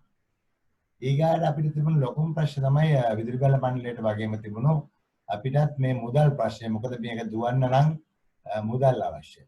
මුදල් නැතුව මේක දුවන්න බෑ. ඒ නිසා අපිට උනා අන්තිමට අපේ මුදල් එකතු වීම මොකද මුල මාසේ කිසිම දෙයක් වුණේ නැහැ. අපිත් බලාපොරොත්තු වුණා මේ අපේ තියෙන self care එකකින් හෝ නැත්නම් අපේ තියෙන water board website එකේ තියෙන payment issue මේ option එක පාවිච්චි කරලා ඒගොල්ලෝ මේක කරයි කියලා. නමුත් අපි අන්තිමට බලනකොට ඒකට 4% තමයි අපේ payments කරුනේ. ඒ නිසා අපිට ෆීල්ඩ් එකට බහින්න සිද්ධ වුණා. ඒ නිසා අපි mobile cashiers ගිහිල්ලා මොකද මේ ජල පාරිභෝගිකයන්ගෙන් 90%ක්ම ඉන්නවා මේ ජල බිල් පත්‍ර ගෙවන්න බලාගෙන. 10%ක් විතර තමයි පොඩ්ඩක් පරක් වෙලා ගෙවන්නේ. ඒක නිසා අපි 50%ක් 60ක් හොඳට ගෙවනවා. තව 40%ක් පොඩ්ඩක් පරක් වෙලා ගෙවනවා. නමුත් මේ 60 50 කියන කණ්ඩායම අතරමං කරන්නේ නැතුව අපි ඒක කස්ටමර්ගේ අවශ්‍යතාවයක් කියලා හිතලා අපි මොබයිල් කැෂියර්ස් කියලා සිස්ටම් එකක් ගා ඊට අමතරව අපි දන්න කන්සියුමර්ස් ලගේ නම්බර්ස් වලට අපි කෝල් කරලා ඒ කියන්නේ අපේ ප්‍රයොරිටි කන්සියුමර්ස් ලගේ ඒගොල්ලන්ට කතා කරලා ඒගොල්ලන්ගෙන් අපි චෙක්ස් ගන්න දේවල් කරා ඒ වගේ අපි කැෂියර්ස්ලා කැෂියර් එක ටිකක් එක්ස්පීරියන්ස් කරලා ඒ කියන්නේ අපි හොඳට මේ මුදල් එකතු කිරීමේ තත්ත්වය රැගත්තා. නමුත් අපේ 100%ක් මුදල් එකතු වුණා යම්කිසි ප්‍රමාණයක් තමයි එකතු වුණේ. ඒක අපිට මේ වියදම් සඳහා මණ්ඩලයේ එදිනදා වියදම් කටයුතු සඳහා අපිට ඇති වුණා. අපි ඊට පස්සේ අපිට පුළුවන් වුණා බිල්පත් අපිටත් බැරි වුණා මාර්තු 15 වෙනි පස්සේ හෝ 17 වෙනි පස්සේ බිල්පත් පරිභෝගිකයට යවන්න. ඒ ගමන අපිට ඒ බිල්පත් අපේ බිල් මීටර් රීඩර්තේ බිල් යවන්න පුළුවන් උනේ කර්ෆියු වයින් කරපු අප්‍රේල් 22 හෝ 27 මට හරියටම දිනේ මතක නැහැ. ඒ දවස්වල ඒ දිස්ත්‍රික්කවල අපිට යවන්න පුළුවන් වුණා. නමුත් කොළඹ ගම්පහ දිස්ත්‍රික්ක දෙකේ අපිට මැයි 12 වෙනකම් බලන් ඉන්න සිද්ධ වුණා මේ බිල්පත් යවන්න. දැන් මේ බිල්පත් යවීමේදී අපිට ඩෝර් ටු ඩෝර් බිල යවන්න ප්‍රශ්නයක් තිබුණා. ඒක නිසා අපි දැන් යවන්න පටන් ගත්තට පස්සේ අපිට මේ බිල්පත් සකස් කිරීමේ ගැටලුවක් තිබුණා. ඒ අනුව අපි විදුලි බල මණ්ඩලයේ වගේම එස්ටිමේටඩ් බිල් එකක් තමයි හැදුවේ. කන්සම්ප්ෂන් එක අපි දුන් පෙබරවාරි මාසේ එක්කෙනෙක්ගේ කන්සම්ප්ෂන් එක පෙබරවාරි ජනවාරි දෙසැම්බර් මාස තුනේ කන්සම්ප්ෂන් එක අරගෙන ඒකේ ඇවරේජ් එක අරගෙන තමයි අපි මේ අර කියවන්න බැරි වෙච්ච මාසේ හෝ දෙක කාලයට අපි ඇරියේ. මේක මම පොඩි උදාහරණයක් දාලා තියෙනවා. අපි හිතුවොත් පෙබරවාරි මාසේ මීටර් රීඩින් එක 1001යි. මීටර් රීඩින් එක මම කියන්නේ. මීටරේ කියවන ගාන 1001යි. එයාගේ පහුගිය මාස තුන ඇවරේජ් කරාම ඒක කන්සම්ප්ෂන් එක මාසෙකට යුනිට් 10ක් වෙනවා කියලා හිතුවොත් අපි මේ මාස දෙකට 1021 වෙනවා. ඒතකොට එයාගේ රීඩින් එක අපි මේක වර්චුවල් එකක් මම හිතලා ගන්නෙ. අර 10 දෙක එකතු කරාම 1021 වෙනවා. ඒතකොට මේ 10 දෙකට රීඩින් එක මීටර් යුනිට් 10කට එක්කෙනෙක්ගේ බිල වෙන්නේ රුපියල් 199යි 726යි. ඒ වගේ දෙගුණයක් අර කියවපු නැති මාස දෙකකට 398යි 52ක් වෙනවා. හැබැයි මේක සමහර අයගේ එක මාසයකයි බැරි වුණේ, සමහර අයගේ මාස දෙකක්. මම මේ මාස දෙකේ මේ එකක් තමයි උදාහරණ දරන් තියෙන්නේ. මොකද මේ මාස දෙකේක කොළඹ ගම්පහ දිස්ත්‍රික්ක වල සිද්ධ වුණා. එතකොට අපි හිතමු මේක කියවන්න බැරි වුණා. හැබැයි මේ කොවිඩ් සිටුේෂන් එක තිබුණ නැත්තම් යුනිට් 12කුයි 13කුයි තමයි සාමාන්‍යයෙන් ඒ වගේ ගාණක් ගියා කියලා අපි හිතනවා. මොකද 10 එක්කෙනෙකුට ඊට වඩා 25ක් යන්න බෑ. සාමාන්‍යයෙන් යගේ වැඩි වුණා ගෙදර හිටපු නිසා 12යි 13යි කියලා. ඒ වුණ මේ යුනිට් 12ට එයාගේ රීඩින් එක වෙන්නේ 1021 ඉඳන් මෙතන යුනිට් 12යි 13යි 25යි ඒක 1026 වෙනවා. යුනිට් 12ට චාර්ජ් එක රුපියල් 243යි. යුනිට් 13ට චාර්ජ් එක රුපියල් 262යි. මේ දෙක එකතුව ගත්තොත් මාස දෙකට 547.44යි. එතකොට මේක මේ ඇක්චුවල් සිටුේෂන් එකේ තිබුණා නම්. හැබැයි අපි ඇවරේජ් කරාම මේක 398.52යි ඉස්සෙල්ලා එකේ කියලා තියෙන එක. ඊට පස්සේ third month තමයි අපි රීඩින් එක කියවන්න ගියේ. ඒකේ ඇක්චුවල් කන්සම්ප්ෂන් එක 11 යුනිට් තිබ්බනම් මෙයාගේ අර මුල අර දෙකේ යුනිට් 25ත් එක්ක එයාගේ රීඩින් එක 1037 වෙනවා. ඒක 1037න් 1021 අඩු කරාම එයාගේ ඇක්චුවල් අපි කියවපු මාසේ බිල වෙන්නේ රුපියල් 349යි. මේ රුපියල් 349 මෙහෙම ආවට අපි දිගටම ගත්තා නම් එහෙම මෙයාගේ රීඩින් එක වෙන්නේ රුපියල් 223යි. මොකද යුනිට් 11ක ගාන එක තමයි. එතකොට මේ තුන එකතු කරාම අපිට වෙනවා 729යි. හැබැයි අපි එස්ටිමේටඩ් බිල් එක ගිහිල්ලා ගත්තොත් එහෙම මේ රීඩින් එක එන්නේ 748යි 744යි. අපේ සිස්ටම් එක මේක ඇඩ්ජස්ට් කරේ අර 1037 අන්තිමට තිබුණු රීඩින් එක කියවපු රීඩින් එකත් මුලින්ම කියවපු රීඩින් එකත් අරගෙන ඒක තුනෙන් බෙදලා ඒක බෙදුවම 12ක් වෙනවා මේ උදාහරණය ඇටියට. ඒ 12ට එක 12කට 243යි. ඒක මාස තුනෙන් වැඩි නම් රුපියල් 729යි. එතකොට ඇක්චුවල් ගියත් රුපියල් 729යි. මෙතන මේ ඔබතුමාට පේනවාද මෙතන කොටුවක කොළ පාට කොටුව පටන් ගන්න තැන තියෙනවා 729යි කියලා. හැබැයි මේ සිස්ටම් එකකින් ඇඩ්ජස්ට් කරත් ඒ 729ම තමයි එන්නේ. ඒතර කන්සියුමර්ට මේකේ කිසිම පාඩුවක් වෙලා නැහැ. සමහර තැන්වල ඔය පොඩි පොඩි ප්‍රශ්න ඇති වෙලා තියෙනවා. නමුත් 100ට මම අපිට දැනට එන කම්ප්ලේන් එක බැලුවම 70%ක් 80ක් මේ ප්‍රශ්නේ හොඳට විසඳලා තියෙනවා. එතකොට අපි දැන් මේකෙන් මේ කාලේ කරපු 1939 එක. එතකොට 1939 එක 24/7 call center එකක්.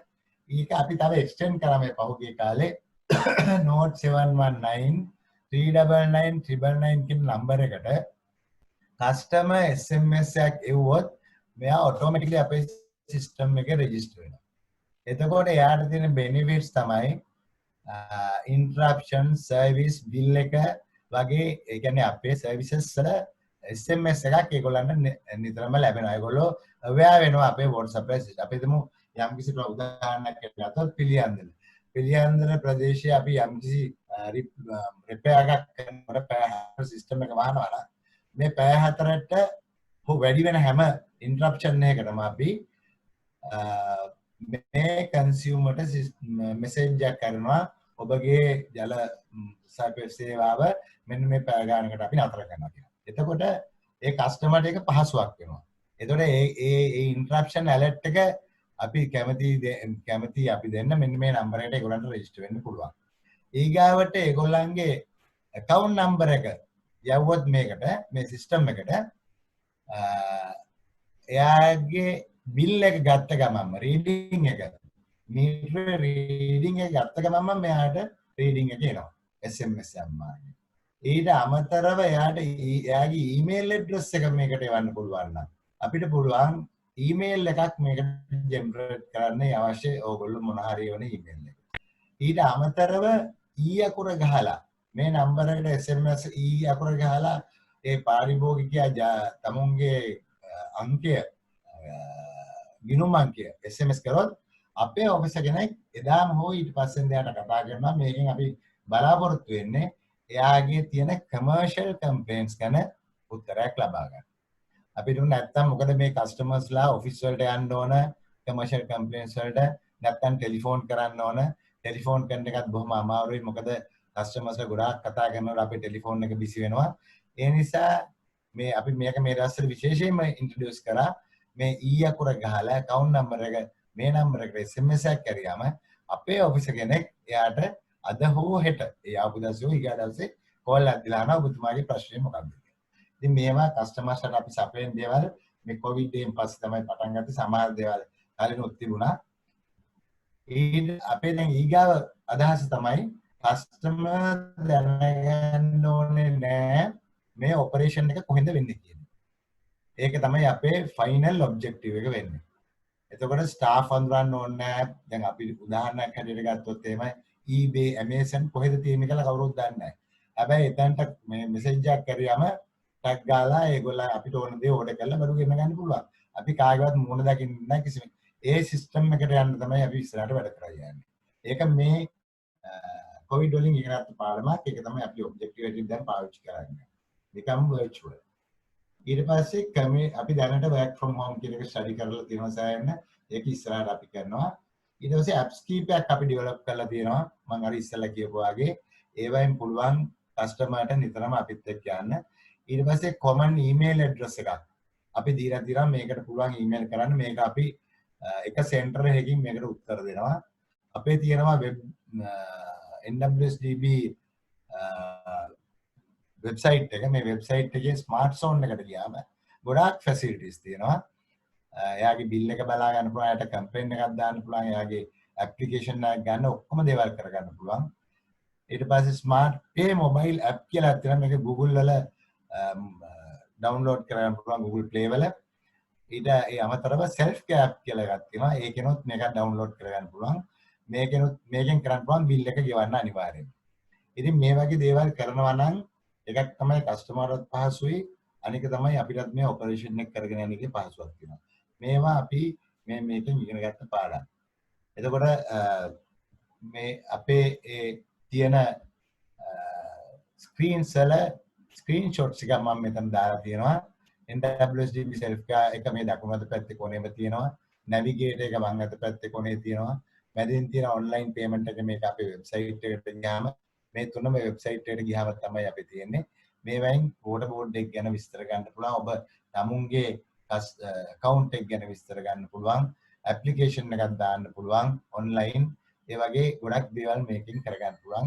ඇප්ලිකේෂන් ඔන්ලයින් එක දැන් අපි දැන් භාගයක් පටන් අරගෙන තියෙනවා. නමුත් ඇප්ලිකේෂන් එක ගන්න පුළුවන්. ඉතුරු ටිකට සමහරලාට ඔෆිස් එකටයි අපි ඒක තව මාසයක් දෙකක් ඇතුළත ඒකත් අපි ඉස්සරහට ගෙනියන්න බලාපොරොත්තු වෙනවා. ඉතින් මේක තමයි අපි කොවිඩ් වලින් ඉගෙන ගත්ත දේවල්. ඒ වගේම මම ස්තුතිවන්ත වෙනවා කොවිඩ් කාලේ අපිට මේ සම්බන්ධයෙන් වැඩ කරපු ජල සම්පාදන මණ්ඩලය ඉතාමත් සීමිත සේවා මණ්ඩලයේ සහභාගීවට මේ අවස්ථාවේ ස්තුතිවන්ත වෙනවා. අපේ කස්ටමර්ස්ලාට අපි බොහෝම ස්තුතිවන්ත වෙනවා. එකක් තමයි අපිට තිබුණු අපේ අඩුපාඩු ගැන ඒගොල්ලෝ බොහොම කිසිම කරදරයක් වුණේ අපේ අඩුපාඩු තිබුණේ නෑ තිබුණා. ඒවට අපිට බොහොම කරුණාවෙන් අපිත් එක්ක කතා බහ කරලා උදව් කරා අපිට කස්ටමර්ස්ලා බොහොම උදව් ස්තුතිවන්ත වෙනවා. ඒ වගේම කස්ටමර්ස්ලා අපේ බිල් පේමන්ට් වලදී අපිට සෑහෙන උදව්වක් කරා. මොකද නැත්තම් මේක පඩි ගෙවනවා විතරක් නෙවෙයි කෙමිකල්ස් ගන්න ඕන, තව ඉක්විප්මන්ට් ගන්න ඕන, බඩු ගන්න ඕන, ඒවට මුදල් තිබුණේ නැහැ. මොකද අපේ මණ්ඩලය භාණ්ඩාගාරයේ යැපෙන ආයතනයක් නෙවෙයි. භාණ්ඩාගාරයෙන් අපි ණය ගෙවීමට උදව් ගන්නවා ඇරෙන්න. එන අලුත් ප්‍රොජෙක්ට් කරාට මේ නඩත්තු ඔපරේෂන් නඩත්තු කටයුතු සඳහා අපිම හම්බ කරගන්න මුදල් විතරයි වියදම් කරන්නේ. ඒක නිසා අපිට ඒවා අඩුපාඩුවක් වුණත් ලොකු ප්‍රශ්නයක් තියෙනවා. මේ අවස්ථාවේ භාණ්ඩාගාරයේ යම් කිසි උදව්වක් කරා අපෙන් ලෝන් ගැනීම යම් කිසි කාලයකට නතර කරා.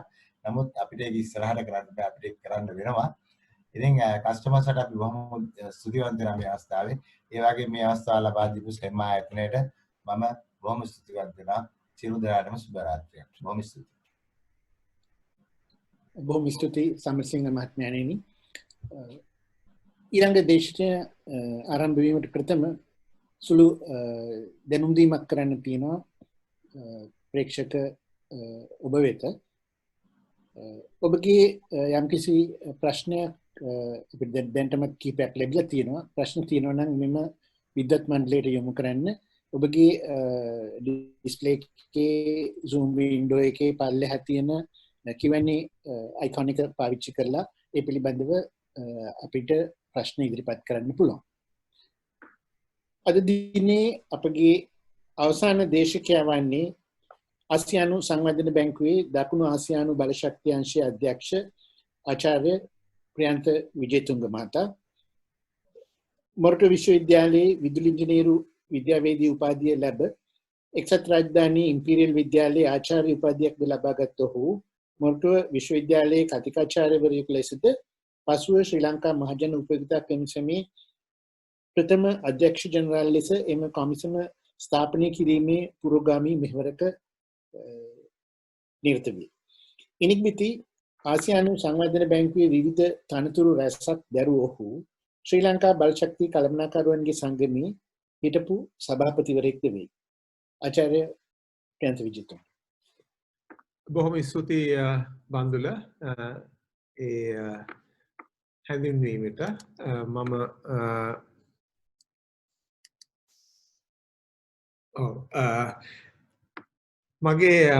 බැලුවේ දැන් ඔබ සියලු දෙනාම මං හිතන්නේ සමන් දුන්නා කොහොමද ජල සම්පාදන මණ්ඩලයත් විදුලි වල මණ්ඩලයත් මේ වගේ අවස්ථාවන් වලට මුහුණ දෙන්න කියලා.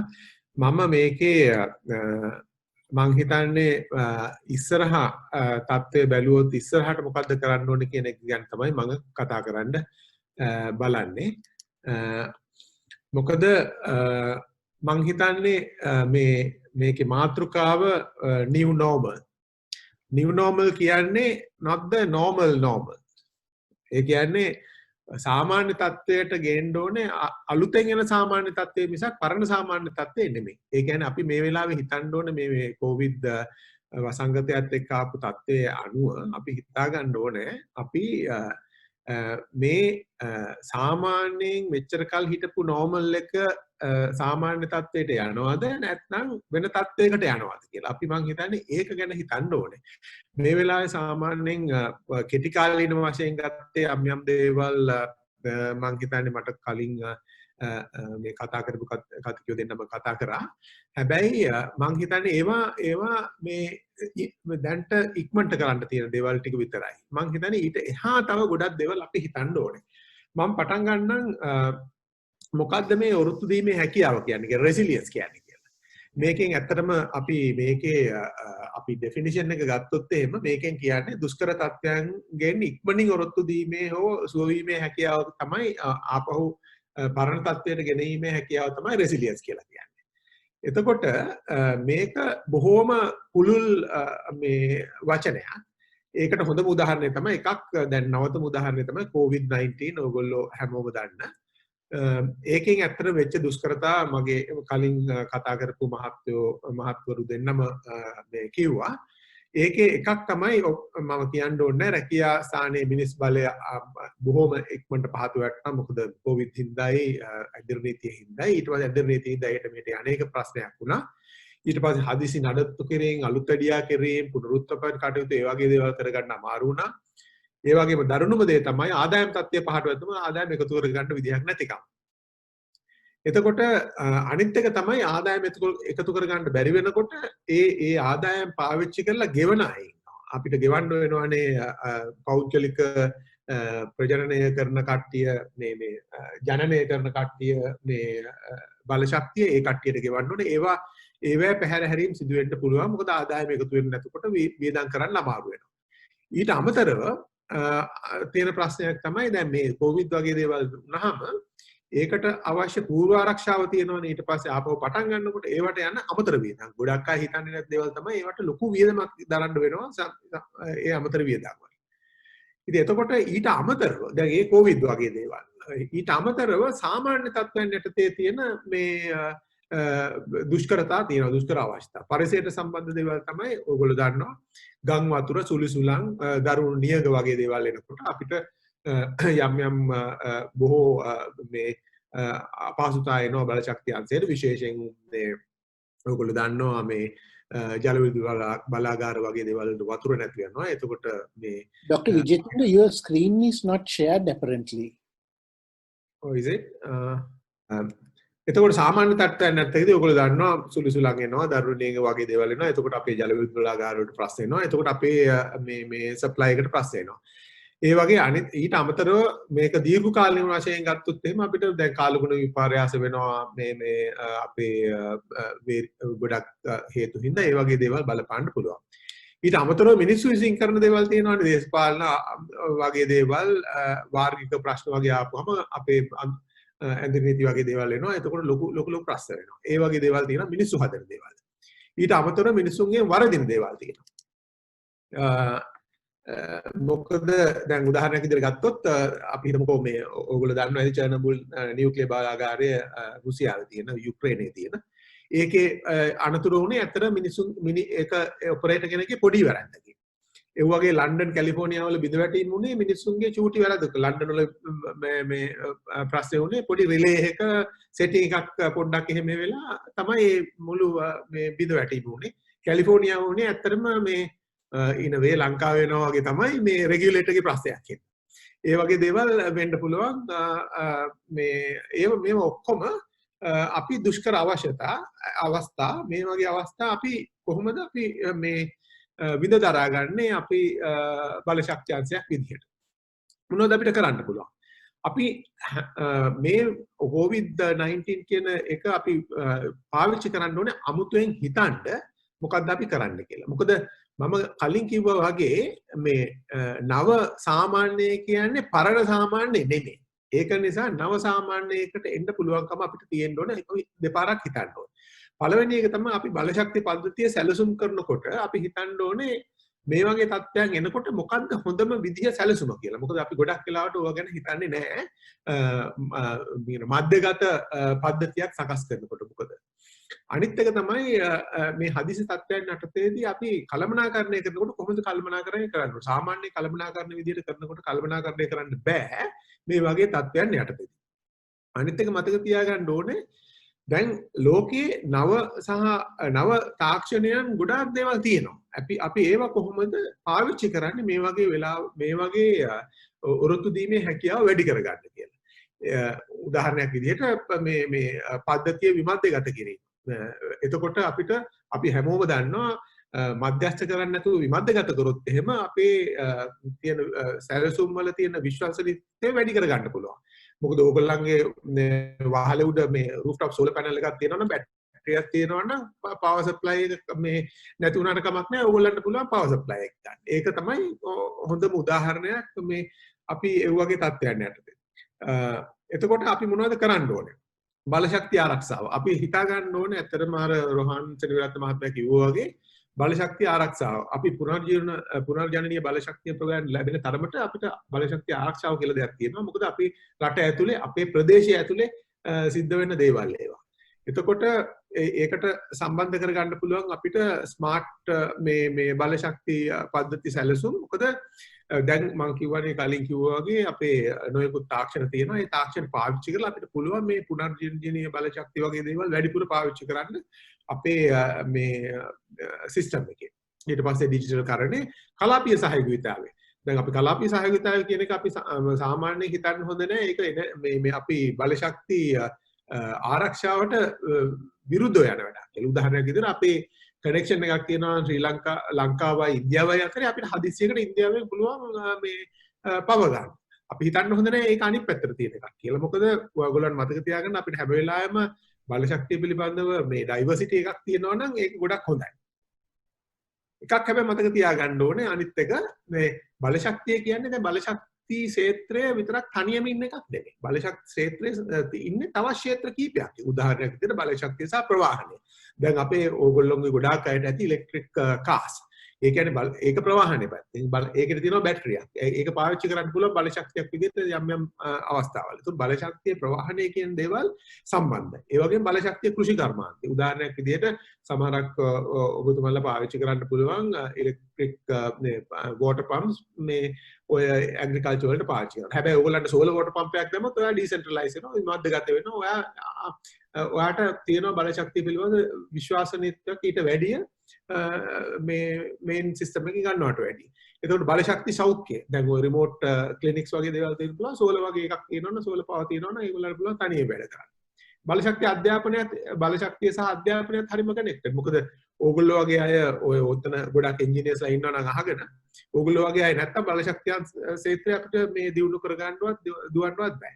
එතකොට මේ ඔක්කොම අපිට මතක තියාගන්න ඕනේ බලශක්තිය කියන්නේ තනියම තියෙන දෙයක් නෙවෙයි. බලශක්තිය කියන්නේ අනිත් ක්ෂේත්‍රات එක්ක සම්බන්ධ වෙච්ච දෙයක්.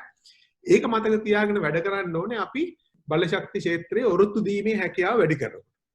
හැබැයි මම එකක් කියන්න ඕනේ අපි ඉංග්‍රීසියෙන් කියනවා there is nothing called a free lunch. ඒ කියන්නේ නිකන් හම්බ වෙන ආහාරයක් නැහැ. මේ හැම කරන දෙයකටම කවුරු හරි ගෙවන්න ඕනේ. ඒකට විවාදයක් නෑ. විවාදයක් නෑ. අපි දන්නවා බලශක්තියන්සේ ඔරොත්තු දීමේ හැකියාව වැඩි කරන්න ඕනේ. හැබැයි ඒකට ගන්න ක්‍රියාමාර්ග ගන්නකොට අපි ඒකට යන පිරිවැයයි ඒකේ ප්‍රතිලාභය අතර සමබරතාවයක් තියෙනවා. අපිට කරන්න බෑ ඔක්කොම මේ ගොඩාක් පිරිවැය වැඩ කරලා වෙලා ප්‍රතිලාභ ගන්න හිතන්න බෑ. මොකද ඒක අතර සම්බන්ධ. මොකද අන්තිමට වෙන්නේ ඔය ඔක්කොටම යන වියදම් තමුන්නාන්සේලා ඔය අපි පාවිච්චි කරන පාරිභෝගිකයෝ ඒක ගෙවන්න ඕනේ. දැනට සමහරක් වෙලාවට පාරිභෝගිකයෝ ගෙවන්නේ නැති වෙන්න පුළුවන් විදුලි බල යට යන සම්පූර්ණ වියදම. හැබැයි ඒ පාරිභෝගිකයෝ ගෙවන්නේ නැති වුනහම ඒක ආණ්ඩුව ගෙවනවා. හරි CBA ගෙවනවා. අන්තිමට ඒ ඔක්කොම එකතු වෙලා අන්තිමට ගෙවන්නේ මේ රටේ ජනතාව. ඒක නිසා කවුරු හරි ගෙවන්න ඕනේ. මොකනවත් නිකන් හම් වෙන එකක් කියන දෙයක් නෑ. එතකොට මම අවසාන වශයෙන් කියන්න කැමති මේ COVID-19 කියන එක අවස්ථාවක් කරගන්න මේ හිතන්න නව සාමාන්‍යයක් ගැන. මේ පරණ එකට එන්න නෙමෙයි. එතකොට මම ඒක පැත්තෙන් බැලුවොත් එහෙම දැනට කරන්න පුළුවන් දේවල් තමයි පුළුවන් තරම් අපිට පුළුවන් වෙන්න ඕනේ විමධ්‍යගත කරන්න තීරණ ගැනීම. උදාහරණයක් විදිහට ඕන සිස්ටම් එකක මේ සමහර තීරණ ගන්න යනකොට ඔයාට යන්න ඕනේ ආයතනයේ තියෙන උඩම කෙනාට. පුළුවන් තරම් ඒක විමධ්‍යගත කරන්න පුළුවන් නම් ඒකේ මේ ගොඩාක් වාසි තියෙනවා මේ වගේ තත්ත්වයන් ඇත්තට. තීරණ ගැනීම විතරක් නෙමෙයි. එයාට වියහියදම් කිරීම, එයාට අනිකුත් සෑම දෙයකම වගේ තීරණ ගන්න පුළුවන් නම් ඒක ලොකු දෙයක්. අනිත් එක තමයි තොරතුරු තාක්ෂණය පුළුවන් තරම් භාවිතා කරන එක. මේ තත්ත්වයන් යටතේදී බොහෝම තොරතුරු සාක්ෂර පාවිච්චි කරන්න පුළුවන්. මම හිතන්නේ අපි මට කලින් කතා කරපු මහතුරු දෙන්නම කිව්වා මේ අපි කොහොමද SMS අනිත් මොබයිල් කමියුනිකේෂන් ගොඩාක් පාවිච්චි කරන්න කියලා මේ වගේ දේවල් වලට. අනිත් එක තමයි අපිට පාරිභෝගිකයන්ව දැනුවත් කරන්න ඕනේ කරන්න පුළුවන් දේවල් ගැන. උදාහරණයක් විදිහට දැන් රෝහණ මහත්තයා කිව්වා අපි බැංකු ඔය ඉන්ටර්නෙට් පාවිච්චි කරලා ගෙවීම් හරීම අඩුයි කරන්නේ අපේ මේ කස්ටමර් බේස් එකත් එක්ක ගන්නකොට. එහෙම බෑ. උදාහරණයක් විදිහට අපි ගත්තොත් ඉන්දියාව. ඉන්දියාව කියලා තියෙනවා. ඉන්දියා හැමෝටම බැංකු account එකක් තියෙන්න ඕනේ.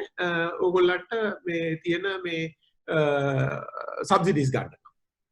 දැන් ඇත්තට මේගොල්ලෝ හිතාගෙන ඉන්නවා මේ දවස්වල ඉලෙක්ට්‍රිසිටි මේ විදුලි පරිභෝජනයට දෙන්න මොකක් හරි තියෙනවා නම් සබ්සිඩි එකක් ඒක ගෙවන්න යන්නේ ඒගොල්ලෝ බැංකු account එක හරහා. එතකොට විදුලි පාරිභෝගිකයන්ට බැංකු account එකක් නැත්නම් ඒගොල්ලන්ට ඒක ගන්න අමාරුයි. එතකොට ඒ තත්ත්වයට ගියාම අපි ගොඩාක් වෙලාවට තියෙන ප්‍රශ්න අඩු කරගන්න පුළුවන්. සෝ ඒකත් මම හිතන්නේ අපේ පැත්තෙන් අපි කරන්න ඕන දෙයක් අපේ මේ යුටිලිටිස් ටික එකතු වෙලා. ඉස්සරහට ගත්තොත් බලශක්තිය ආරක්ෂාව. මම හිතන්නේ පුනර්ජනනීය බලශක්තිය පුළුවන් තරම් පාවිච්චි කරන්න අපි උත්සාහ කරන්න ඕනේ. නිකන් පුනර්ජනනීය බලශක්තිය මධ්‍යගත කරලා පාවිච්චි කිරීම නෙවෙයි විමධ්‍යගත කරලා පාවිච්චි කරන්න පුළුවන්කම තියෙන්න ඕනේ පුළුවන් තරම්. අනිත් කලාපීය සහයෝගීතාවය ඒකෙන් ගොඩාක් දේවල් කරන්න පුළුවන්. මොකද ඒකෙන් ගොඩක් බලාපොරොත්තු වෙන අපිට ගොඩාක් හොඳ දේවල් වෙනවා.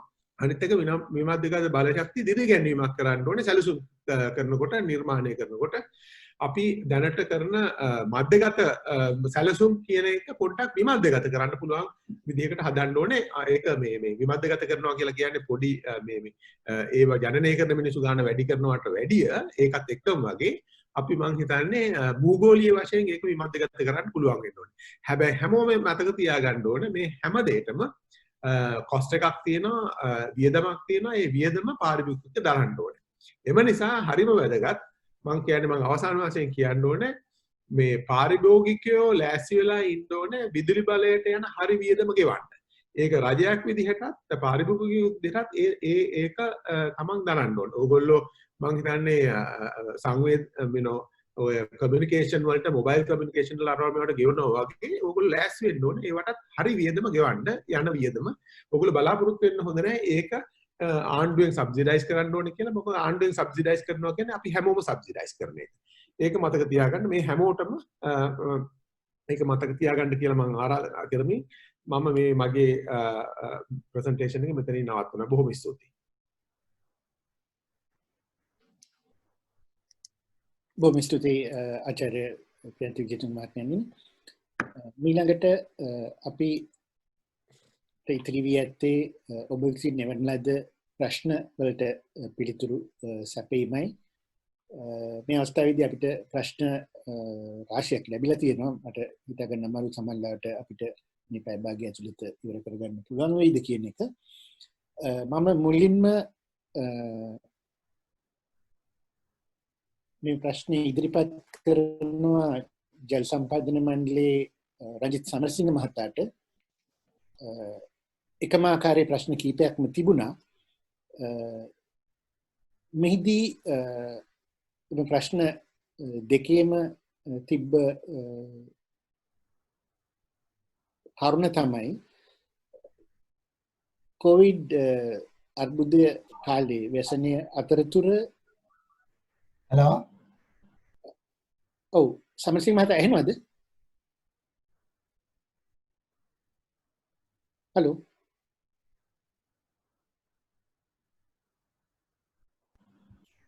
හරි නේද දැන්? මට ඇහෙනවා. මිස්ටර් සමරසිංහට ඇහෙනවද? මට ඇහෙනවා. හරි. ඔබතුමාට ප්‍රශ්න කීපයක්ම තිබුණා. ඒ ප්‍රශ්න දෙකේම තිබ්බ හරය තමයි කොවිඩ් වැසනය තුල පහුගිය මාස 3 ජල සැපයුම, ඒ කියන්නේ ජල ඉල්ලුම කළමනාකරණය කෙරුවේ කොහොමද? අපි මං හිතන්නේ සෞඛ්‍යාංශ වලින් දිගටම අපිට දීපු උපදේශයක් තමයි දවසකට කීපවරක් අත හොදන්න. ඒ වගේ ජලය පාවිච්චි වෙන ආකාරයේ උපදේශ ගොඩාක් තිබුණා මුළු පවුලම නිවසේ ඉඳිද්දී. මම හිතන්නේ ජල සැපයුම් පිළිබඳ ප්‍රශ්න ඇති වෙන්නේ නැති. ඒ ගැන තමයි ප්‍රශ්න තිබ්බේ කොහොමද මෙම ඉල්ලුම පෞගිය කාලය තුලදී කළමනාකරණය කෙරුවේ කියන එක. ඇත්තටම අපිට ජල ඉල්ලීම ගෘහ මට්ටමේ යම්කිසි වැඩිවීමක් සිද්ධ වුණා. නමුත් අපි යම්කිසි ප්‍රමාණයක් අපේ කර්මාන්ත සහ එතකොට ආයතන සඳහා යන ජල ප්‍රමාණය සේවිං එකක් අපිට ආවා. එතකොට මම අර මුලදිත් කිව්වා අපි ඒ දෙක බැලන්ස් වුණා. ඇත්තටම අපිට ජල කළමනාකරණය කිරීම ලොකු ගැටලුවක් වුණේ නැහැ. නමුත් මේක එක කාලේ අපි පටන් ගත්ත කාලේ පායන කාලයක් තිබුණා. අන්න ඒ කාලේ ඒක අර සාමාන්‍ය විදිහටම ජලය අඩු වෙන ටික වුණා මිසක් නැත්තම් අර අපේ ජල සැපීම අපිට කළමනාකරණය ගැනීම ප්‍රශ්නයක් වුණේ නැහැ. මොකද මේ වැඩි ලොකු ඉල්ලුම් කරන අයගේ ජලය පාවිච්චි අඩු වුණා. ගෘහස්ත පාරිභෝගිකයාගේ ජල පාරිභෝගිකය ටිකක් වැඩි වුණා. මේ දෙක බැලන්ස් වුණා. ඊට අමතරව අපේ ජල මූලාශ්‍රවල මේ පරිසරය සම්බන්ධයෙන් ඇතිවෙච්ච ප්‍රවණතාවය නිසා මේ ජල මූලාශ්‍රවලින් ලැබෙන ජලයේ පිරිසිදුභාවය බොහොම ඉහළ ගියා. උදාහරණයක් හැටියට ගත්තොත් කෑණිගඟේ අපිට මේ වතුර ජල ප්‍රමාණය හොඳින් පැවතුණා. ඒ වගේම ජලයේ තිබෙන ගුණාත්මක භාවය ගොඩක් වැඩි වුණා. මොකද අර ඒ කාලේ වෙන අපද්‍රව්‍ය බැහැර කිරීම මේ වගේ දේවල් එකක්වත් සිදු වුණේ නැහැ. ඒකින් අපිට ජල කළමනාකරණයේ දෙපැත්තට බැලන්ස් එකක් ආවා. එකක් තමයි ජලය හොඳින් අපිට ලැබුණා. අනික තමයි කර්මාන්ත වගේ ජලය පාවිච්චි අඩු වෙච්ච නිසා පාරිභෝගික පැත්තේ කස්ටමර්ස්ලාගේ ගෘහස්ත පරිභෝජනය වැඩි වුණාට ඉතින් ලොකු ගැටලුවක් ඇති වුණේ නැහැ අපිට. ඔව් සම්සිංහ මහතා තව ඔබට ප්‍රශ්නයක් මෙතන ඉදිරිපත් කරලා තියෙනවා. මට විශ්වාස නැහැ හරියට ඒක ඔබට මේ අවස්ථාවේදී උත්තර දෙන්න පුළුවන් වේද කියලා සංඛ්‍යාත්මකව. මෙහිදී අහන්නේ what is the bill value for 49 meter cube? The bill says 4196. ඒක හරි. ඒකේ වැරද්දක් නැහැ. මම චෙක් කරලා බැලුවා. අපේ ජල ගාස්තු ක්‍රමය කියන්නේ මේ ආයේ ටැරිෆ් ස්ට්‍රක්චර්. ස්ට්‍රක්චර් එක ගැනද මේ වතුර ප්‍රමාණයට යන මිල ගැනද? Please explain that is your one, no? No, that is also his.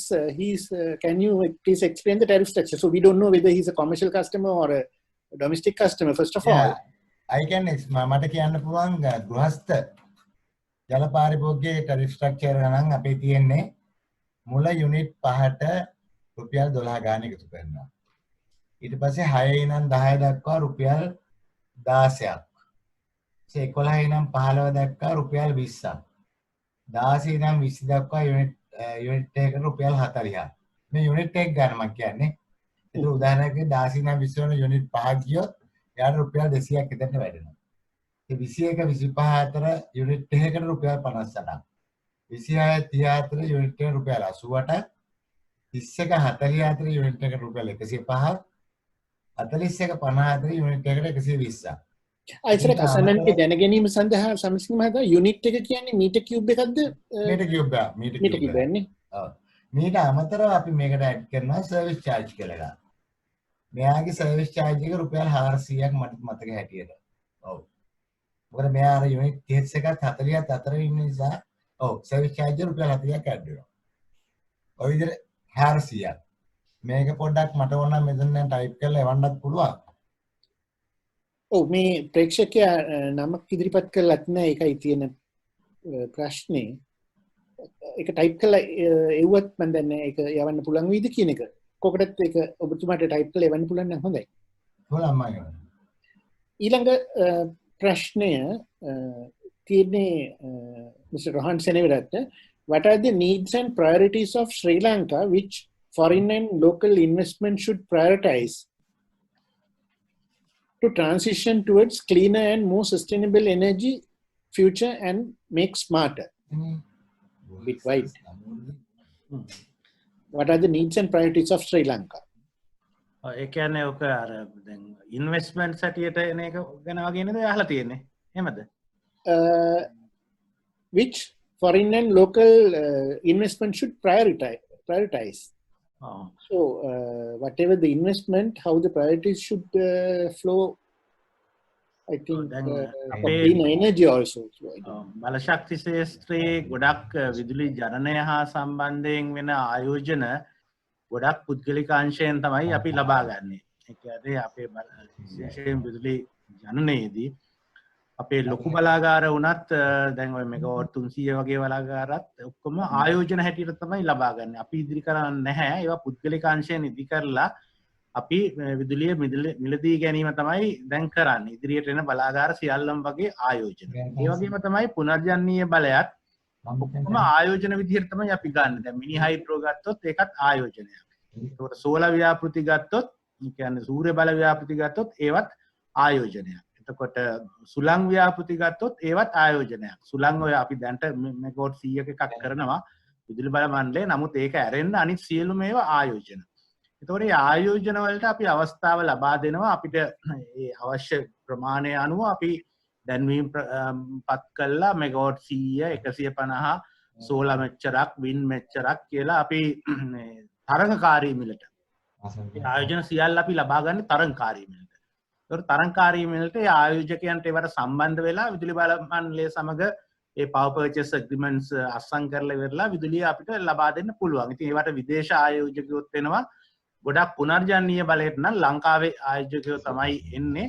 ඉතින් ඒක අපි පුළුවන් තරම් දිරිමත් කරනවා. දිරිමත් කළ වෙලා ඉදිරියේදී අපේ ජනන අංශය සියල්ලම වගේ කටයුතු ආයෝජන හරහා කිරීම තමයි තියෙන්නේ. මම දැන් රටේ ප්‍රතිපත්තියත් ඒක තමයි දැන් මේ වෙද්දී ණය ගැනීම පුළුවන් තරම් අඩු කරලා පුළුවන් තරම් රටට ආයෝජන ගෙනීම තමයි රජයේ අදහසත් සංකල්පයත්. ඉතින් අපි මේ සංකල්පයත් සමග අපේ වැඩ කටයුතු පුළුවන් තරම් ආයෝජන විදිහට ක්‍රියාත්මක කිරීම තමයි අපේ අදහස. බොහොම ස්තුතියි. තවත් ප්‍රශ්නයක් තිබෙනවා මෙහි මලින්ද රණවීර මහත්මයා විසින් ඉදිරිපත් කරපු මේක මට හිතෙන හැටියට රෝහන් සෙනරත්න මහතා හෝ යන්ත විජේතුංග ආචාර්යතුමා හෝ දෙදෙනාම හෝ පිළිතුරු දිය යුතු එකක්. Why still Sri Lanka energy experts not given priority to the nuclear power option? India has 22 nuclear power plants, Pakistan has 5 nuclear power plants, and Bangladesh has 2 under construction. Can both of you answer this? මම මුලින් පොඩ්ඩක් කියන්න මම දැන් ප්‍රියන්තරත් එකට එකතු කරන්න පුළුවන් වෙයි. අපේ අතරම අපි ඔය නියුක්ලියර් පවර් ගැන කතා කරද්දී අපේ පද්ධතිය කොයිතරම් විශාලද කියන එක බලන්න ඕනේ. දැන් ලංකාවේ අපේ විදුලි බලාගාරවල කියන්නේ අපේ සියලුම පද්ධති මේ බලාගාරවල එකතුව මෙගාවොට් 4000ක් වගේ තමයි තියෙන්නේ. ඒතකොට ඉන්දියාව ගත්තොත් මෙගාවොට් 3,80,000ක් තියෙනවා දැන් එද්දී. ඒතකොට ඉන්දියාව අපි වගේ 100 ගුණයක් ලොකුයි මේ පවර් වලින්. ඒ කියන්නේ අපේ විදුලි බල ක්ෂේත්‍රය 100 ගුණයක් ලොකුයි. ඒතකොට මේ වගේ විශාල විදුලි පද්ධති තියෙන රටවල් වලට නියුක්ලියර් පවර් මොකද නියුක්ලියර් පවර් සාමාන්‍යයෙන් ලොකු බලාගාර තියෙනවා. ඒතකොට මේ ලොකු බලාගාර ඒ පද්ධති වලට සුදුසුයි. නමුත් අපේ පද්ධතිය හරිම පොඩි. අපේ පීක් ඩිමාන්ඩ් එක 2500යි, අපේ ඉන්ස්ටෝල් කැපැසිටි එක 4000යි. ඉතින් ඒකට සරිලන නියුක්ලියර් පවර් ප්ලාන්ට්ස් ගෙනීම ඒක හරියට අර ෆයිනෑන්ෂල් වයබිලිටි එක ඉකොනොමික්ස් වල ප්‍රශ්න තියෙනවා. ඒ වගේම තමයි අපි ආරක්ෂාව පිළිබඳ ගැටලුව. ලංකාව පොඩි රටක්, දූපතක්. එතකොට අපිට ඒ වගේ ආරක්ෂාවක් දෙන්න පුළුවන්ද? එතකොට ඒ ආරක්ෂාව කොයි තරම් දුරට අපිට කරන්න පුළුවන්ද? ඊගාට නියුක්ලියර් වේස්ට් අයින් කරන්නේ කොහොමද කියන එක. නියුක්ලියර් වේස්ට් අයින් කිරීම ඉතාම බැරෑරුම් කටයුත්තක්. අපේ වගේ පොඩි රටක නියුක්ලියර් වේස්ට් අයින් කිරීමට ක්‍රමවේදයක් අපිට තියාගන්න පුළුවන්. ඉතින් ඔය වගේ ගැටලු ගොඩක් තියෙනවා. ඉතින් ඒ නිසා තමයි තාම නියුක්ලියර් කියන එක අපේ මේ එනර්ජි මික්ස් එකට එච්චර බලපෑමක් කරලා නැත්තේ. මම හිතන්නේ ප්‍රියන්තට පුළුවන් තව ටිකක් ඒකට යම්කිසි දෙයක් එකතු කරන්න. බොහොම ස්තුතියි රෝහන්. මං හිතන්නේ කියන්න ඕන ගොඩක් දේවල් කිව්වා. ඔයා කියපු දේවල් හරියටම හරි. අනිත් එක තමයි මං දැන් ඉතින් ආසියානු සංකල්ප බැක්කේ ඉඳන් මං කියන්නේ අනිත් එක තමයි මතක තියාගන්න නියුක්ලියර් වගේ දේවල් වලට සල්ලි දෙන්න ඉන්නේ කවුද කියලා. ඕක අපිට බෑනේ තනියම හදාගන්න. ඕකට සල්ලි දෙන්න ගියාම සමහරක් වෙලාවට බයිලැටරල් ඩෝනර්ස්ලා ඉන්න පුළුවන් බොහොම රෙයාලි. හැබැයි ඕවට සල්ලි හොයාගන්න අමාරුයි. ඒකට එක හේතුවක් තමයි නියුක්ලියර් කියන දේවල් වැඩි මේ අපේ ඉන්ටර්නැෂනල් ෆයිනෑන්සිං ඉන්ස්ටිටියුෂන්ස් වල වැඩි ප්‍රොමෝට් කරන දෙයක් නෙමෙයි.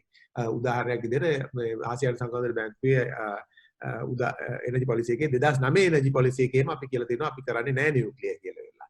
ඒ වගේ ගොඩාක් ඒවා කරන්නේ නැහැ. ඉතින් ඒක ආදායම් ඒකට අවශ්‍ය ණය පහසුකම් ලබා ගැනීම අමාරුයි.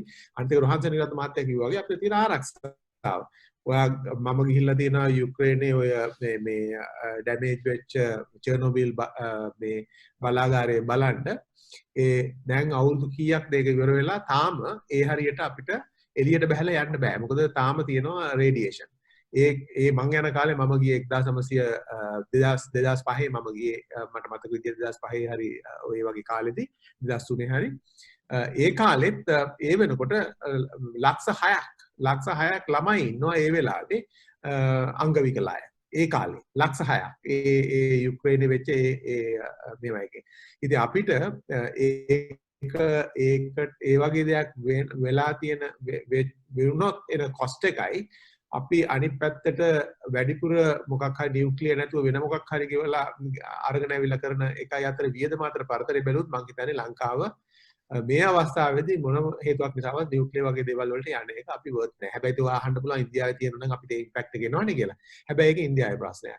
අපිට අමාරුයි ඒ වගේ තීරණ ගන්න මං හිතන්නේ ගන්න හොඳ නැහැ කියලා. බොහොම ස්තුතියි ඔබ දෙපළටම. ඊළඟ ප්‍රශ්නය ආකාරී ප්‍රශ්න කීපයක්ම තියෙනවා. මං ඒක ලඝු කරලා කිව්වොත් එහෙම Damini Senanayake මහතා අහලා තියෙනවා are we doing enough to accommodate more and more renewable energy? And there is another question of the same nature by moment.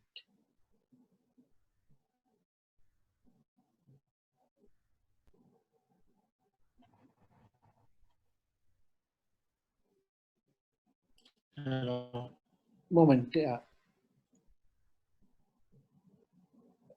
ඒ වගේ රිනියබල් කියන්නේ පුනර්ජනනීය බලශක්තිය ගැන අප ලංකා විදුලි බල මණ්ඩලයේ හරි ශ්‍රී ලංකාවේ හරි තියෙන උනන්දුව ගැන ප්‍රශ්න කීපයක් තියෙනවා. ඒ ගැන ඔබට කියන්න පුළුවන් දේ මොකක්ද? දැන් මෙතන එක ප්‍රශ්නයක් තිබ්බා විදුලි බල මණ්ඩලය පුනර්ජනනීය බලශක්තිය ගැන කරන යම් කිසි ඒගොල්ලන්ගේ දේවලුයි අතර පරස්පරයක් තියෙනවා කියන අදහසත් ප්‍රශ්න කීපයක තිබුණා. ඒක මෙහෙමයි දැන් විදුලි බල මණ්ඩලයේ පුනර්ජනනීය බලය පුළුවන් තරම් ගෙනීම තමයි උත්සාහ කරන්නේ. ඇත්තටම දැන් නව රජයේ ප්‍රතිපත්තියත් ඒකයි. ඒක නව රජයේ ප්‍රතිපත්තියේ තියෙන උපරිමයෙන් ලබා ගන්න කියලා පුනර්ජනනීය බලය අපේ පද්ධතියට. ඒතකොට ඒ සඳහා තමයි වැඩ කටයුතු කරන්නේ. ඒකට තමයි මම අර එක ස්ලයිඩ් එකක් පෙන්වන්නේ. ඇත්තටම දැන් මේ වසරේ ලබන වසරේ 220ක් ඊගා වසරේ 2022 40ක්. එතකොට අපේ මුළු පද්ධතියේ උපරිම ධාරිතාවයේ රාත්‍රී කාලයේ තියෙන 2500. ඒතකොට කාට හරි සංසන්දනය කරලා බලන්න පුළුවන් කොච්චරක්ද කියලා. ඉතින් මම හිතන්නේ මේක විශාල එකතුවක් මේ පළවෙනි වසර 3. ඒතකොට ඒ වසර 3න් පමණක් අපි නතර වෙන්නේ නැහැ. ඉන් ඉදිරියටත් අපේ සැලැස්ම වල හැටියට උපරිමයෙන් මේ සූර්ය බලය, සුළං බලය, ජල විදුලි බලය සහ අනිකුත් පුනර්ජනනීය බලය ලබා ගැනීම තමයි අරමුණ. ඉතින් එහෙම ගැනීමේදී යම්කිසි තාක්ෂණික ගැටලු තියෙනවා, ඒ වගේම ආර්ථික ගැටලු තියෙනවා, ඒ වගේම මූල්‍යමය ගැටලු එනවා. එතකොට අපි ආර්ථික වශයෙන් මූල්‍යමය වශයෙන් කොහොමද කියලා මේක බලන්න ඕනේ. ඊට පස්සේ තාක්ෂණික අංශයෙන් බලලා විදුලියේ ස්ථිරතාවය වදා පවතින ගමන් මේ වැඩේ කරන්න ඕනේ. ඒකට පරිසර හානිය අවුම් වෙන විදිහට පුනර්ජනනීය බලය උපරිමයෙන් ගන්න ඕන. ඉතින් මේ තුනම සම්බන්ධ කරගෙන හොඳ සැලැස්මක් යටතේ උපරිමයෙන් ගැනීම තමයි අරමුණ. ඉතින් ඒ සඳහා ගොඩක් අභියෝග තියෙනවා. මොකද සමහර ලාර පුනර්ජනනීය බලය ගන්න ට්‍රාන්ස්මිෂන් ලයින්ස් එහෙම නැත්නම් මේ අපේ සම්ප්‍රේෂණ පද්ධතිය ගොඩාක් ඈතට ගෙනියන්න ඕනේ. ඒකට ඒ සඳහා විශාල මුදලක් යනවා. ඒකට මේ මුදල් අපි කොහෙන්ද ලබා ගන්නේ? අපි ඒවා කොහොමද කරගෙන යන්නේ? ඒ වගේ ප්‍රශ්න එන්න පුළුවන්. ඒ වගේම බලන්න ඕනේ අනිත් එක තමයි අපි ඔය වහලේ විදුලි පද්ධතිය හයි කිරීම. ඒ කියන්නේ රූෆ්ටොප් සෝලා කියන එකට හොඳ අවස්ථාවක් අපි ලබා දීලා තියෙනවා. ඒ කියන්නේ අපි පළවෙනි අවුරුදු 7 රුපියල් 22ක් ගෙවනවා. ඉතුරු අවුරුදු 13 15යි 50ක් ගෙවනවා. හොඳ මුදලක් ගෙවනවා ඒ වහලේ හයි කරන්න. ඒ වහලේ හයි කරලා අපේ පද්ධතියට විදුලිය දුන්නොත් අපි ඔය ගාන ගෙවනවා. ඒ වගේම වහලේ හයි කරන එක්කෙනාට රුපියල් 35ක් විතර ලාභයක් තියෙනවා. මොකද වහලේ හයි කරන අය අපිට ගොඩාක් මුදල් ගෙවන කට්ටිය. ඒ කියන්නේ එක යුනිට් එකකට 35ක් වගේ ගෙවන අය තමයි වහලේ හයි කරන්නේ. ඒකට වහලේ හයි කරාම ඒගොල්ලන්ට ලොකු ලාභයක් එනවා. ඉතින් ඒ නිසා තමයි මේ දැනට 25000ක් විතර කනෙක්ෂන්ස් දීලා තියෙනවා. මෙගාවට් 230ක් 40ක් වගේ තියෙනවා. ඉතින් ඒක ඕපන්, ඒක ඕන කෙනෙකුට ගන්න පුළුවන්. ඒකේ ලිමිටේෂන් එකක් නැහැ දැනට. ඉතින් ඒ නිසා ඒකත් හොඳට ප්‍රවර්ධනය වෙලා යනවා. ඉතින් මම හිතන්නේ මේ අපි සියලු දෙනා එකට එකතු වෙලා බාධක තියෙනවා බාධක ජයග්‍රහණය කරගෙන හොඳට පුනර්ජනනීය බලය පද්ධතියට ගැනීම තමයි ඉතින් අරමුණ. අපි සියලු දෙනා ඒ සඳහා තමයි කටයුතු කරන්නේ. බොහොම ස්තුතියි. තවත් ප්‍රශ්න දෙකක් තියෙනවා සමරසිංහ මහතා වෙත ජාතික ජල සම්පාදන හා ජල අපහන මණ්ඩලයේ. ඒ ප්‍රශ්න දෙකම එකක් හඳුනා නොගත් ප්‍රේක්ෂකෙක් විසින් එවන ලද්දක්, අනිත් එක මනුජ වික්‍රමරත්න මහතා. දෙකම එකතු කරලා කිව්වොත් එහෙම ජල සැපයීමේ ප්‍රමිතිය ගැනයි මේ ප්‍රශ්න දෙකම තියෙන්නේ. First question is, was there any reduction in the average water treatment cost to National Water Supply and Drainage Board due to betterment of water quality during the COVID-19 period? Around what percentage? And the second question is, if in case of a COVID community spread situation, how the water board plans to maintain water safety? Mrs. Amarasinghe, can you?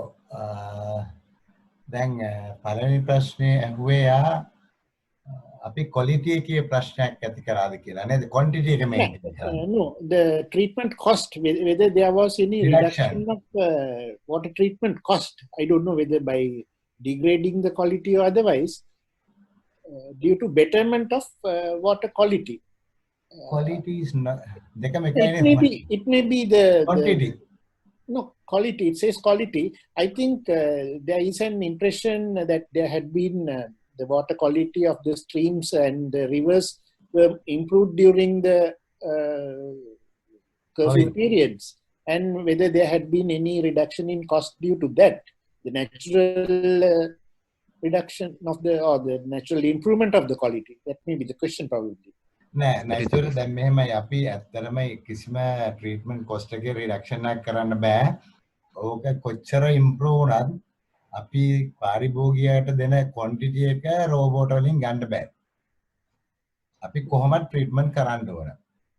Reduction එකක් වෙන්නේ නැහැ. මොකද ලොකු improvement එකක් ඔය කිව්වට පේන improvement එක සිදු වුණාට බැක්ටීරියොලොජිකලි ගත්ත samples වල අපිට ඒ total chemicals ප්‍රමාණයෙන් පාවිච්චි කරන්න උනා. ලොකු වෙනසක් උනේ නෑ ඒකේ. ඒක නිසා quality අපි maintain කරා මොනවා නැතත් අපි quality එක SLS standard එක maintain කරනවා. ඒක නිසා quality එකට ප්‍රශ්නයක් නොවෙන්න අපිට එහෙම ලොකු වෙනසක් කරන්න සිද්ධුනේ නෑ. අර මනුජ වික්‍රමරත්න මහතාගේ ප්‍රශ්නේ community spread එකක් තිබුණොත් water safety එක maintain කරන්න ජල සම්පාදන මණ්ඩලයේ මොකද්ද plan එක කියලා. ඔව් community spread එකක් තිබ්බත් අපිට අපේ treatment plants වල අපිට පුළුවන් වැඩ කරන අයගේ PPs දාලා ඒ ප්‍රශ්න දිගටම කරගෙන මේ production එක කරගෙන යන්න පුළුවන්. නමුත් වතුරට මම හිතන්නේ ලොකු බලපෑමක් වෙන්නේ නැහැ මේ COVID ගෙන්. COVID කියන්නේ වතුර කොහොමත් අපි දාන කෙමිකල්ස් වලින් අන්තිමට දාන ක්ලෝරින් වලින් ඇඟට හානි නොවන නමුත් සියලුම බැක්ටීරියා වෛරස් වගේම මැරලා යනවා. ඒකින්ද ඒකේ ප්‍රශ්නයක් නැහැ. අපේ ප්‍රශ්නයක් වෙනවා නම් වෙන්නේ වැඩ කරන අයකින් වෙන ප්‍රශ්නයක් තමයි. ඒගොල්ලන්ව අපි මේන්ටේන් කරා පහුගිය කාලේ වගේම කරන්න පුළුවන්. personal protective equipment දීලා ඒවත් එක්ක වැඩ කරපුවා වැඩ අපිට මිනිස්සු ඉන්නවා. ඒ කියන්නේ ඔක්කොටම හැදුනොත් නම් ඉතින් ප්‍රශ්නයක් වෙනවා. නමුත් අපිට සිස්ටම් එක මේන්ටේන් කරගන්න තරම් ස්ටාෆ් එක උන්තරම් තියාගන්න පුළුවන්. වතුරේ ප්‍රශ්නයක් වෙන්නේ අපි දාන කෙමිකල්ස් වලින් ওই වෛරස් එකට කිසිම වෛරස් එකකට පවතින්න බෑ. ඊළඟ ප්‍රශ්නේ තියෙන්නේ Dr. Priyanth Wijetunga. Does ADB promote coal power now and future? By Mr. Mudita Lakmal. මුදිත මං කියන්න ඕනේ ඇත්තටම ADB එක අන්තිමට coal power plant එකකට සල්ලි දුන්නේ 2011 හරි ඒ වගේ කාලයකදී පාකිස්තාන වල ඒ තිබිච්ච coal power plant එකක ටෙක්නොලොජි එක අලුත් කරන්න. ඒක තමයි එකම ජස්ටිෆිකේෂන් එක. ඊට පස්සේ ADB එක කවදාවත් coal power plant වලට සල්ලි දීලා නැහැ. ADB එක විතරක් නෙවෙයි දැන් අනිත් එක්කම මේ multilateral financing institution එකක්වත් දැනට කෝල් වලට සල්ලි දෙන්නේ නැහැ. and ADB එක ඉස්සරහට සල්ලි දෙන්න තියෙන chance එක බොහෝම අඩුයි. අපි දැන් මේ දවස්වල අපේ මේ බල ශක්ති ප්‍රතිපත්තිය සංශෝධනය කරගෙන යනවා. මං හිතන්නේ කෝල් කියන එක මං හැම වෙලාවෙම ලංකාවේ බල ශක්ති ක්ෂේත්‍රයේ ඉන්න හැමෝටම කියන එකක් තමයි කෝල් කියන එකට සල්ලි ගන්න එක ඉදිරියේදී ඉතාම අපහසු දෙයක්. ඒක නිසා මේ ඒකින් අයින් වෙන්න ඕනේ කියන එක තමයි අපි කියන්නේ කෝල් වලට සල්ලි හැමෙන්නේ කෝල් වලට විතරක් නෙමෙයි ගෑස් වලටත් දැන් සල්ලි ගන්න එක ප්‍රශ්නයක් වෙනවා ඉස්සරහට බොහොම ඉක්මනට. මේ වගේ ප්‍රශ්න කීපයක්ම ඇවිල්ලා තියෙනවා. මේ ප්‍රශ්නේ විශේෂයෙන්ම තියෙන්නේ හඳුනා නොගත් ප්‍රේක්ෂකයෙක්ගෙන් රහන් සෙනවිරත්න මහතා. Why can't we promote solar power in our country? Very simple question. Actually, we have been promoting solar power in the country for the last many years. So that is why we have the roof solar, and then we expanded that system from net metering to net accounting to net plus. And so the roof solar is going very well. And at the same time, the large solar, we are promoting the large solar. So recently we have advertised 150 megawatts, large one of large solar. Previously we advertised 90 megawatt, 60 megawatt. Now in time to come, in next month we are going to advertise another 50 megawatts. So likewise, we are promoting solar very much as possible. We are trying to get solar to the system. It is going on. Yes. Bilanga prashne Gamini Senanayaka Mahatagen. Should we rethink about electric mobility? For instance, electric vehicles which have not taken seriously compared to the other countries. I don't know whom to direct this. If you could, if Dr. Wijetunga can give a Asian insight to this question, it would be helpful, I believe. Yeah, I think we should take it very seriously. මං හිතන්නේ අපි බොහොම සන්තෝෂ වෙන්න ඕනේ යම් කාලයකට ඉස්සෙල්ලා ලංකාවේ ටිකක් ප්‍රොමෝට් කරන්න හැදුවා ඉලෙක්ට්‍රික් කාර්ස් කියන එක. මොකද ඒක හරිය වැදගත්. මං හිතන විදිහට ඉස්සරහට අපිට ඉලෙක්ට්‍රික් වෙහිකල්ස් මිසක් වෙන දෙයක් ගැන හිතන්න හම්බ වෙන්නේ නැහැ. ඔයා ඉන්දියාවේ ගත්තොත් එහෙම මේ බන්දුල මහත්මයා දැනට ලොකු ප්‍රෝග්‍රෑම් එකක් තියෙනවා ඉලෙක්ට්‍රික් වෙහිකල්ස් පොපුලරයිස් කරන්න. එහි තියෙනවා එස්කෝ එකක් එනර්ජි එෆිෂන්සි සර්විසස් ලිමිටඩ් කියලා ESL කියලා ගවර්න්මන්ට් එකට ආයතනයක් ඔය මේ CEB එක වගේ. ඒකේ ප්‍රධානම කාර්යය තමයි එනර්ජි එෆිෂන්සි එක ප්‍රොමෝට් කරන එක. ඒගොල්ලෝ ලොකු ව්‍යාපාරයක් ගෙනියනවා එනර්ජි එෆිෂන්සි එක වැඩි කරන්න ස්මාර්ට් මීටර්ස්, ස්ට්‍රීට් ලයිට්ස් මේවා අතරේ එකක් තමයි ඔක්කොම ගවර්න්මන්ට් වෙහිකල්ස් දැනට රිප්ලේස් කරන්න ඒගොල්ලෝ හදන්නේ ඉලෙක්ට්‍රික් වෙහිකල්ස් වලින්. ලොකු ව්‍යාපාරයක් යනවා. මම හිතන්නේ ලංකාවේ ඒක අපි කරන්න ඕනේ. මොකද අපිට පොලියුෂන් ප්‍රශ්න තියෙනවා, අනිත් ෆොසිල් ෆුවල් ප්‍රශ්න වල දේවල් තියෙනවා. ඒ වගේ දේවල් බලනකොට මම හිතන්නේ අපි කරන්න ඕනේ ඒක. ඒක හරි වටිනවා. විශේෂයෙන් ඒකෙන් ලොකු බූස්ට් එකක් ඒ රිනියුවබල් එනර්ජි වගේ දේවල් වලට මම හිතන්නේ ඒක කරන එක හොඳයි. ඔව්. එකතු කරන්න චුට්ටක්. ඒ කියන්නේ දැන් ලංකාවේ විදුලි බල ක්ෂේත්‍රය ගත්තාම ලංකාවේ රටේ ටෝටල් එනර්ජි වලින් විදුලි බල ක්ෂේත්‍රයේ එනර්ජි කියන්නේ ඉලෙක්ට්‍රිකල් එනර්ජි කියන එක 12%යි. එතකොට 88%ක් තියෙන්නේ පිට. එතකොට විදුලි බල ක්ෂේත්‍රයේ එනර්ජි එච්චරයි. එතකොට මේ පිට තියෙන බල ශක්තිය පුළුවන් තරම් අපි පරිසර හානිය අඩු වෙන විදිහට කන්වර්ට් කරගන්න ඕනේ. එතන තමයි ෆොසිල් ෆුවල් තියෙන්නේ. කියන්නේ විදුලි බල මණ්ඩලය පාවිච්චි කරන්නේ ඇවරේජ් ඉයර් එකකට ලංකාවට ගේන ෆොසිල් ෆුවල් වලින් 13%යි. 87%ක් පාවිච්චි කරන්නේ වෙනත් ක්ෂේත්‍ර, විශේෂයෙන් ට්‍රාන්ස්පෝර්ට්. ඒ වගේම අනිත් ඉන්ඩස්ට්‍රීස්. එතකොට අපි මේ ට්‍රාන්ස්පෝර්ට් වල තියෙන ෆොසිල් ෆුවල් අඩු කරගන්න පුළුවන් නම් අර විදුලි බල ක්ෂේත්‍රයේ කොහොමද 13යි තව 87ක් එළියනේ තියෙන්නේ. අන්නේ 87 අඩු කර ගැනීමට අපි උනන්දු වෙනවා හොඳට මදි. අපි උත්සාහ කරනවා විදුලි බල ක්ෂේත්‍රයේ ෆොසිල් ෆුවල් අඩු කරන්න. නමුත් මම හිතන්නේ රටක් වශයෙන් ඒක කරන ගමන්ම අර 87ත් අඩු කරන්න අපි උත්සාහ කරන්න ඕනේ. ඒකට කරන්න පුළුවන් ප්‍රධානම දේ තමයි විදුලි වාහන. ඉතින් ඒ සඳහා මම හිතන්නේ අපි කවුරුවත් රජයවත් හරියට වැඩපිළිවෙලක් තියනවායි කියලා ලංකාවේ වාහන ඒ විදිහට ඔය ඉන්දියාව කියන විදිහට කටයුතු කරන්න වැඩපිළිවෙලක් මම නම් දකින්නේ මේ පහුගිය කාල පරිච්ඡේදය ඇතුළත. නමුත් ඒක කළ යුත්තක්.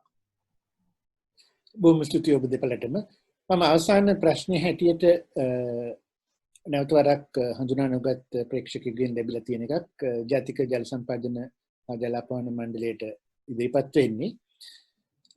Is there any special handling National Water Supply and Drainage Board does for waste from hotels and quarantine centers. මම අප ජලය ගැන මේ කියන්නේ. Hospitals and quarantine centers. Yes. Mr. Samarasinghe? හරි hospitals and quarantine යහන්නේ. ඔව්. අපේ waste ඇත්තටම අපේ treatment plant වලට යනවා hospital and මේ වගේ ඒකේ ලොකු වෙනසක් වෙලා නැහැ මොකද අපේ treatment plant වලට ගියාම ඒක treat කළා අපි පරිසරයට හොඳ විදියට අපි ඒක එළියට දානවා ඒක නිසා අපි ඔක්කොගේ මේවා යන්න හුඟක් ඒ වගේ යනවා ඒ අනේ වගේ normal treatment system එකකින් තමයි යන්නේ එතකොට විෂ බීජ හරණය ගැන වෙනම ක්‍රියාවලියක් කරනවද? ඒක වෙනවානේ දැන් අපේ waste treatment plant එක waste water treatment plant එකේ විෂ බීජ හරණය කරනවා. ඒ තියෙන රසායන ද්‍රව්‍ය වලින්. ඔව්. විශේෂයෙන්ම ඒක ක්ලෝරින් තමයි ඇඩ් කරන්නේ. ක්ලෝරින් නම් තමයි ගොඩක් කරන්න පුළුවන්. treatment process එක වෙනස් water වලට වඩා වෙනස්. water නේ මේක waste water. waste water වල කොහොමත් පරිසරයට අපිට දාන්න බෑ. මේ පරිසර මධ්‍යම පරිසර අධිකාරියේ ස්ටෑන්ඩඩ්ස් වලට පිටින්. අපේ ගොඩක් ඒවා ඉතින් අපේ 100%ක්ම මේ waste water treatment plants වල අවශ්‍ය විදිහට විෂ බීජ හරණය කළා තමයි දාන්නේ. හොඳයි බොහොම ස්තුතියි. මෙතනින් අපේ කාලය අවසන් වීගෙන යන අවස්ථාව මෙම සාකච්ඡා වාරයට සහභාගී වූ ඔබ සැමටත් මෙම විද්වත් මඩුලටත් මගේ ස්තුතියත් පිරිනමමින් මම ස්තුති කතාව සඳහා ශ්‍රී ලංකා බල ශක්ති කළමනාකරු සංගමේ රසික ගමගේ මහතාට යොමු කරනවා. බොහොම ස්තුතියි බන්දුල තිලකසේන මහත්මයාණනි. COVID-19 අතික්‍රමණයෙන් පසු ආර්ථික පුනර්ජීවනය බලශක්ති කළමනාකරණයෙන් උගනිමු. ශ්‍රී ලංකා බලශක්ති කළමනාකරුවන්ගේ සංගමය මගින් සංවිධානය කරනු ලබන පස්වදෑරුම් සම්මන්ත්‍රණ මාලාවේ 4 වැන්න හෙට දිනට සවිමත් පොදු සේවා සම්මන්ත්‍රණය මෙලෙසින් නිමාව සනිටුවන් කරනවා. මෙම සම්මන්ත්‍රණය සඳහා දායක වූ අපගේ විද්වත් මණ්ඩලය රෝහන් සෙනවිරත්න මහත්මයා, ශ්‍රී ලංකා විදුලි මණ්ඩලය, රංජිත් සමරසිංහ මහත්මයා, ජාතික ජල සම්පාදනා ජල ප්‍රවාහන මණ්ඩලය, ආචාර්ය ප්‍රියන්ත විජේතුංග මහත්මයා, ආසියානු සංවර්ධන බැංකුව ඔබගේ වටිනා විෂය දැනුම අප හා බෙදා ගැනීම වෙනුවෙන් අප සංගමයේ ගෞරවනීය ස්තුතිය පුද කරනවා. එසේම සම්මන්ත්‍රණය සාර්ථක මෙහෙවූ ස්වාධීන උපදේශක බන්දුල තිලකසේන මහත්මයාණනි ඔබට අප සංගමයේ විශේෂ ස්තුතිය. එසේම ගෞරවනීය අසන්නනි ඔබ මෙම සම්මන්ත්‍රණය සාර්ථක කර ගැනීම වෙනුවෙන් ඒ සඳහා සහභාගී වූ ඔබ සියලු දෙනාට අප සංගමයේ හදපිරි ස්තුතිය පුද කරනවා. එසේම සම්මන්ත්‍රණයේ සාර්ථකත්වයේ වෙනුවෙන් නන් අයුරින් දායක වූ සෞර්ධ සමාජිකයනි ඔබ වෙත සංවිධායක කමිටුවේ සුවිශේෂ ස්තුතිය. මෙම සම්මන්ත්‍රණ මාලාවේ පස්වැන්න නැතොත් අවසන් දිගහැරුම වසංගතයෙන් ඔබට ආර්ථික පුනර්ජීවනය යටතේ ජූලි මාස 2 වන දින මෙම වේලාවටම එනම් පස්වරු 7 සිට පස්වරු 8:30 දක්වා සැලසුම් කර ඇති අතර ඒ සඳහාද ඔබගේ සහභාගීත්වය විශේෂයෙන් අපේක්ෂා කරන අතර ඒ පිළිබඳ වැඩි විස්තර ඉදිරියේදී ඔබ වෙත දැනුම් දීමට කටයුතු කරනවා. නැවත වාරයක් සහභාගී ඔබ සියලු දෙනාට බලශක්ති කළමනාකරුවන්ගේ සංගමයේ සුවිශේෂ ස්තුතිය පුද කරනවා. ඔබ සැමට සුබ රාත්‍රියක්.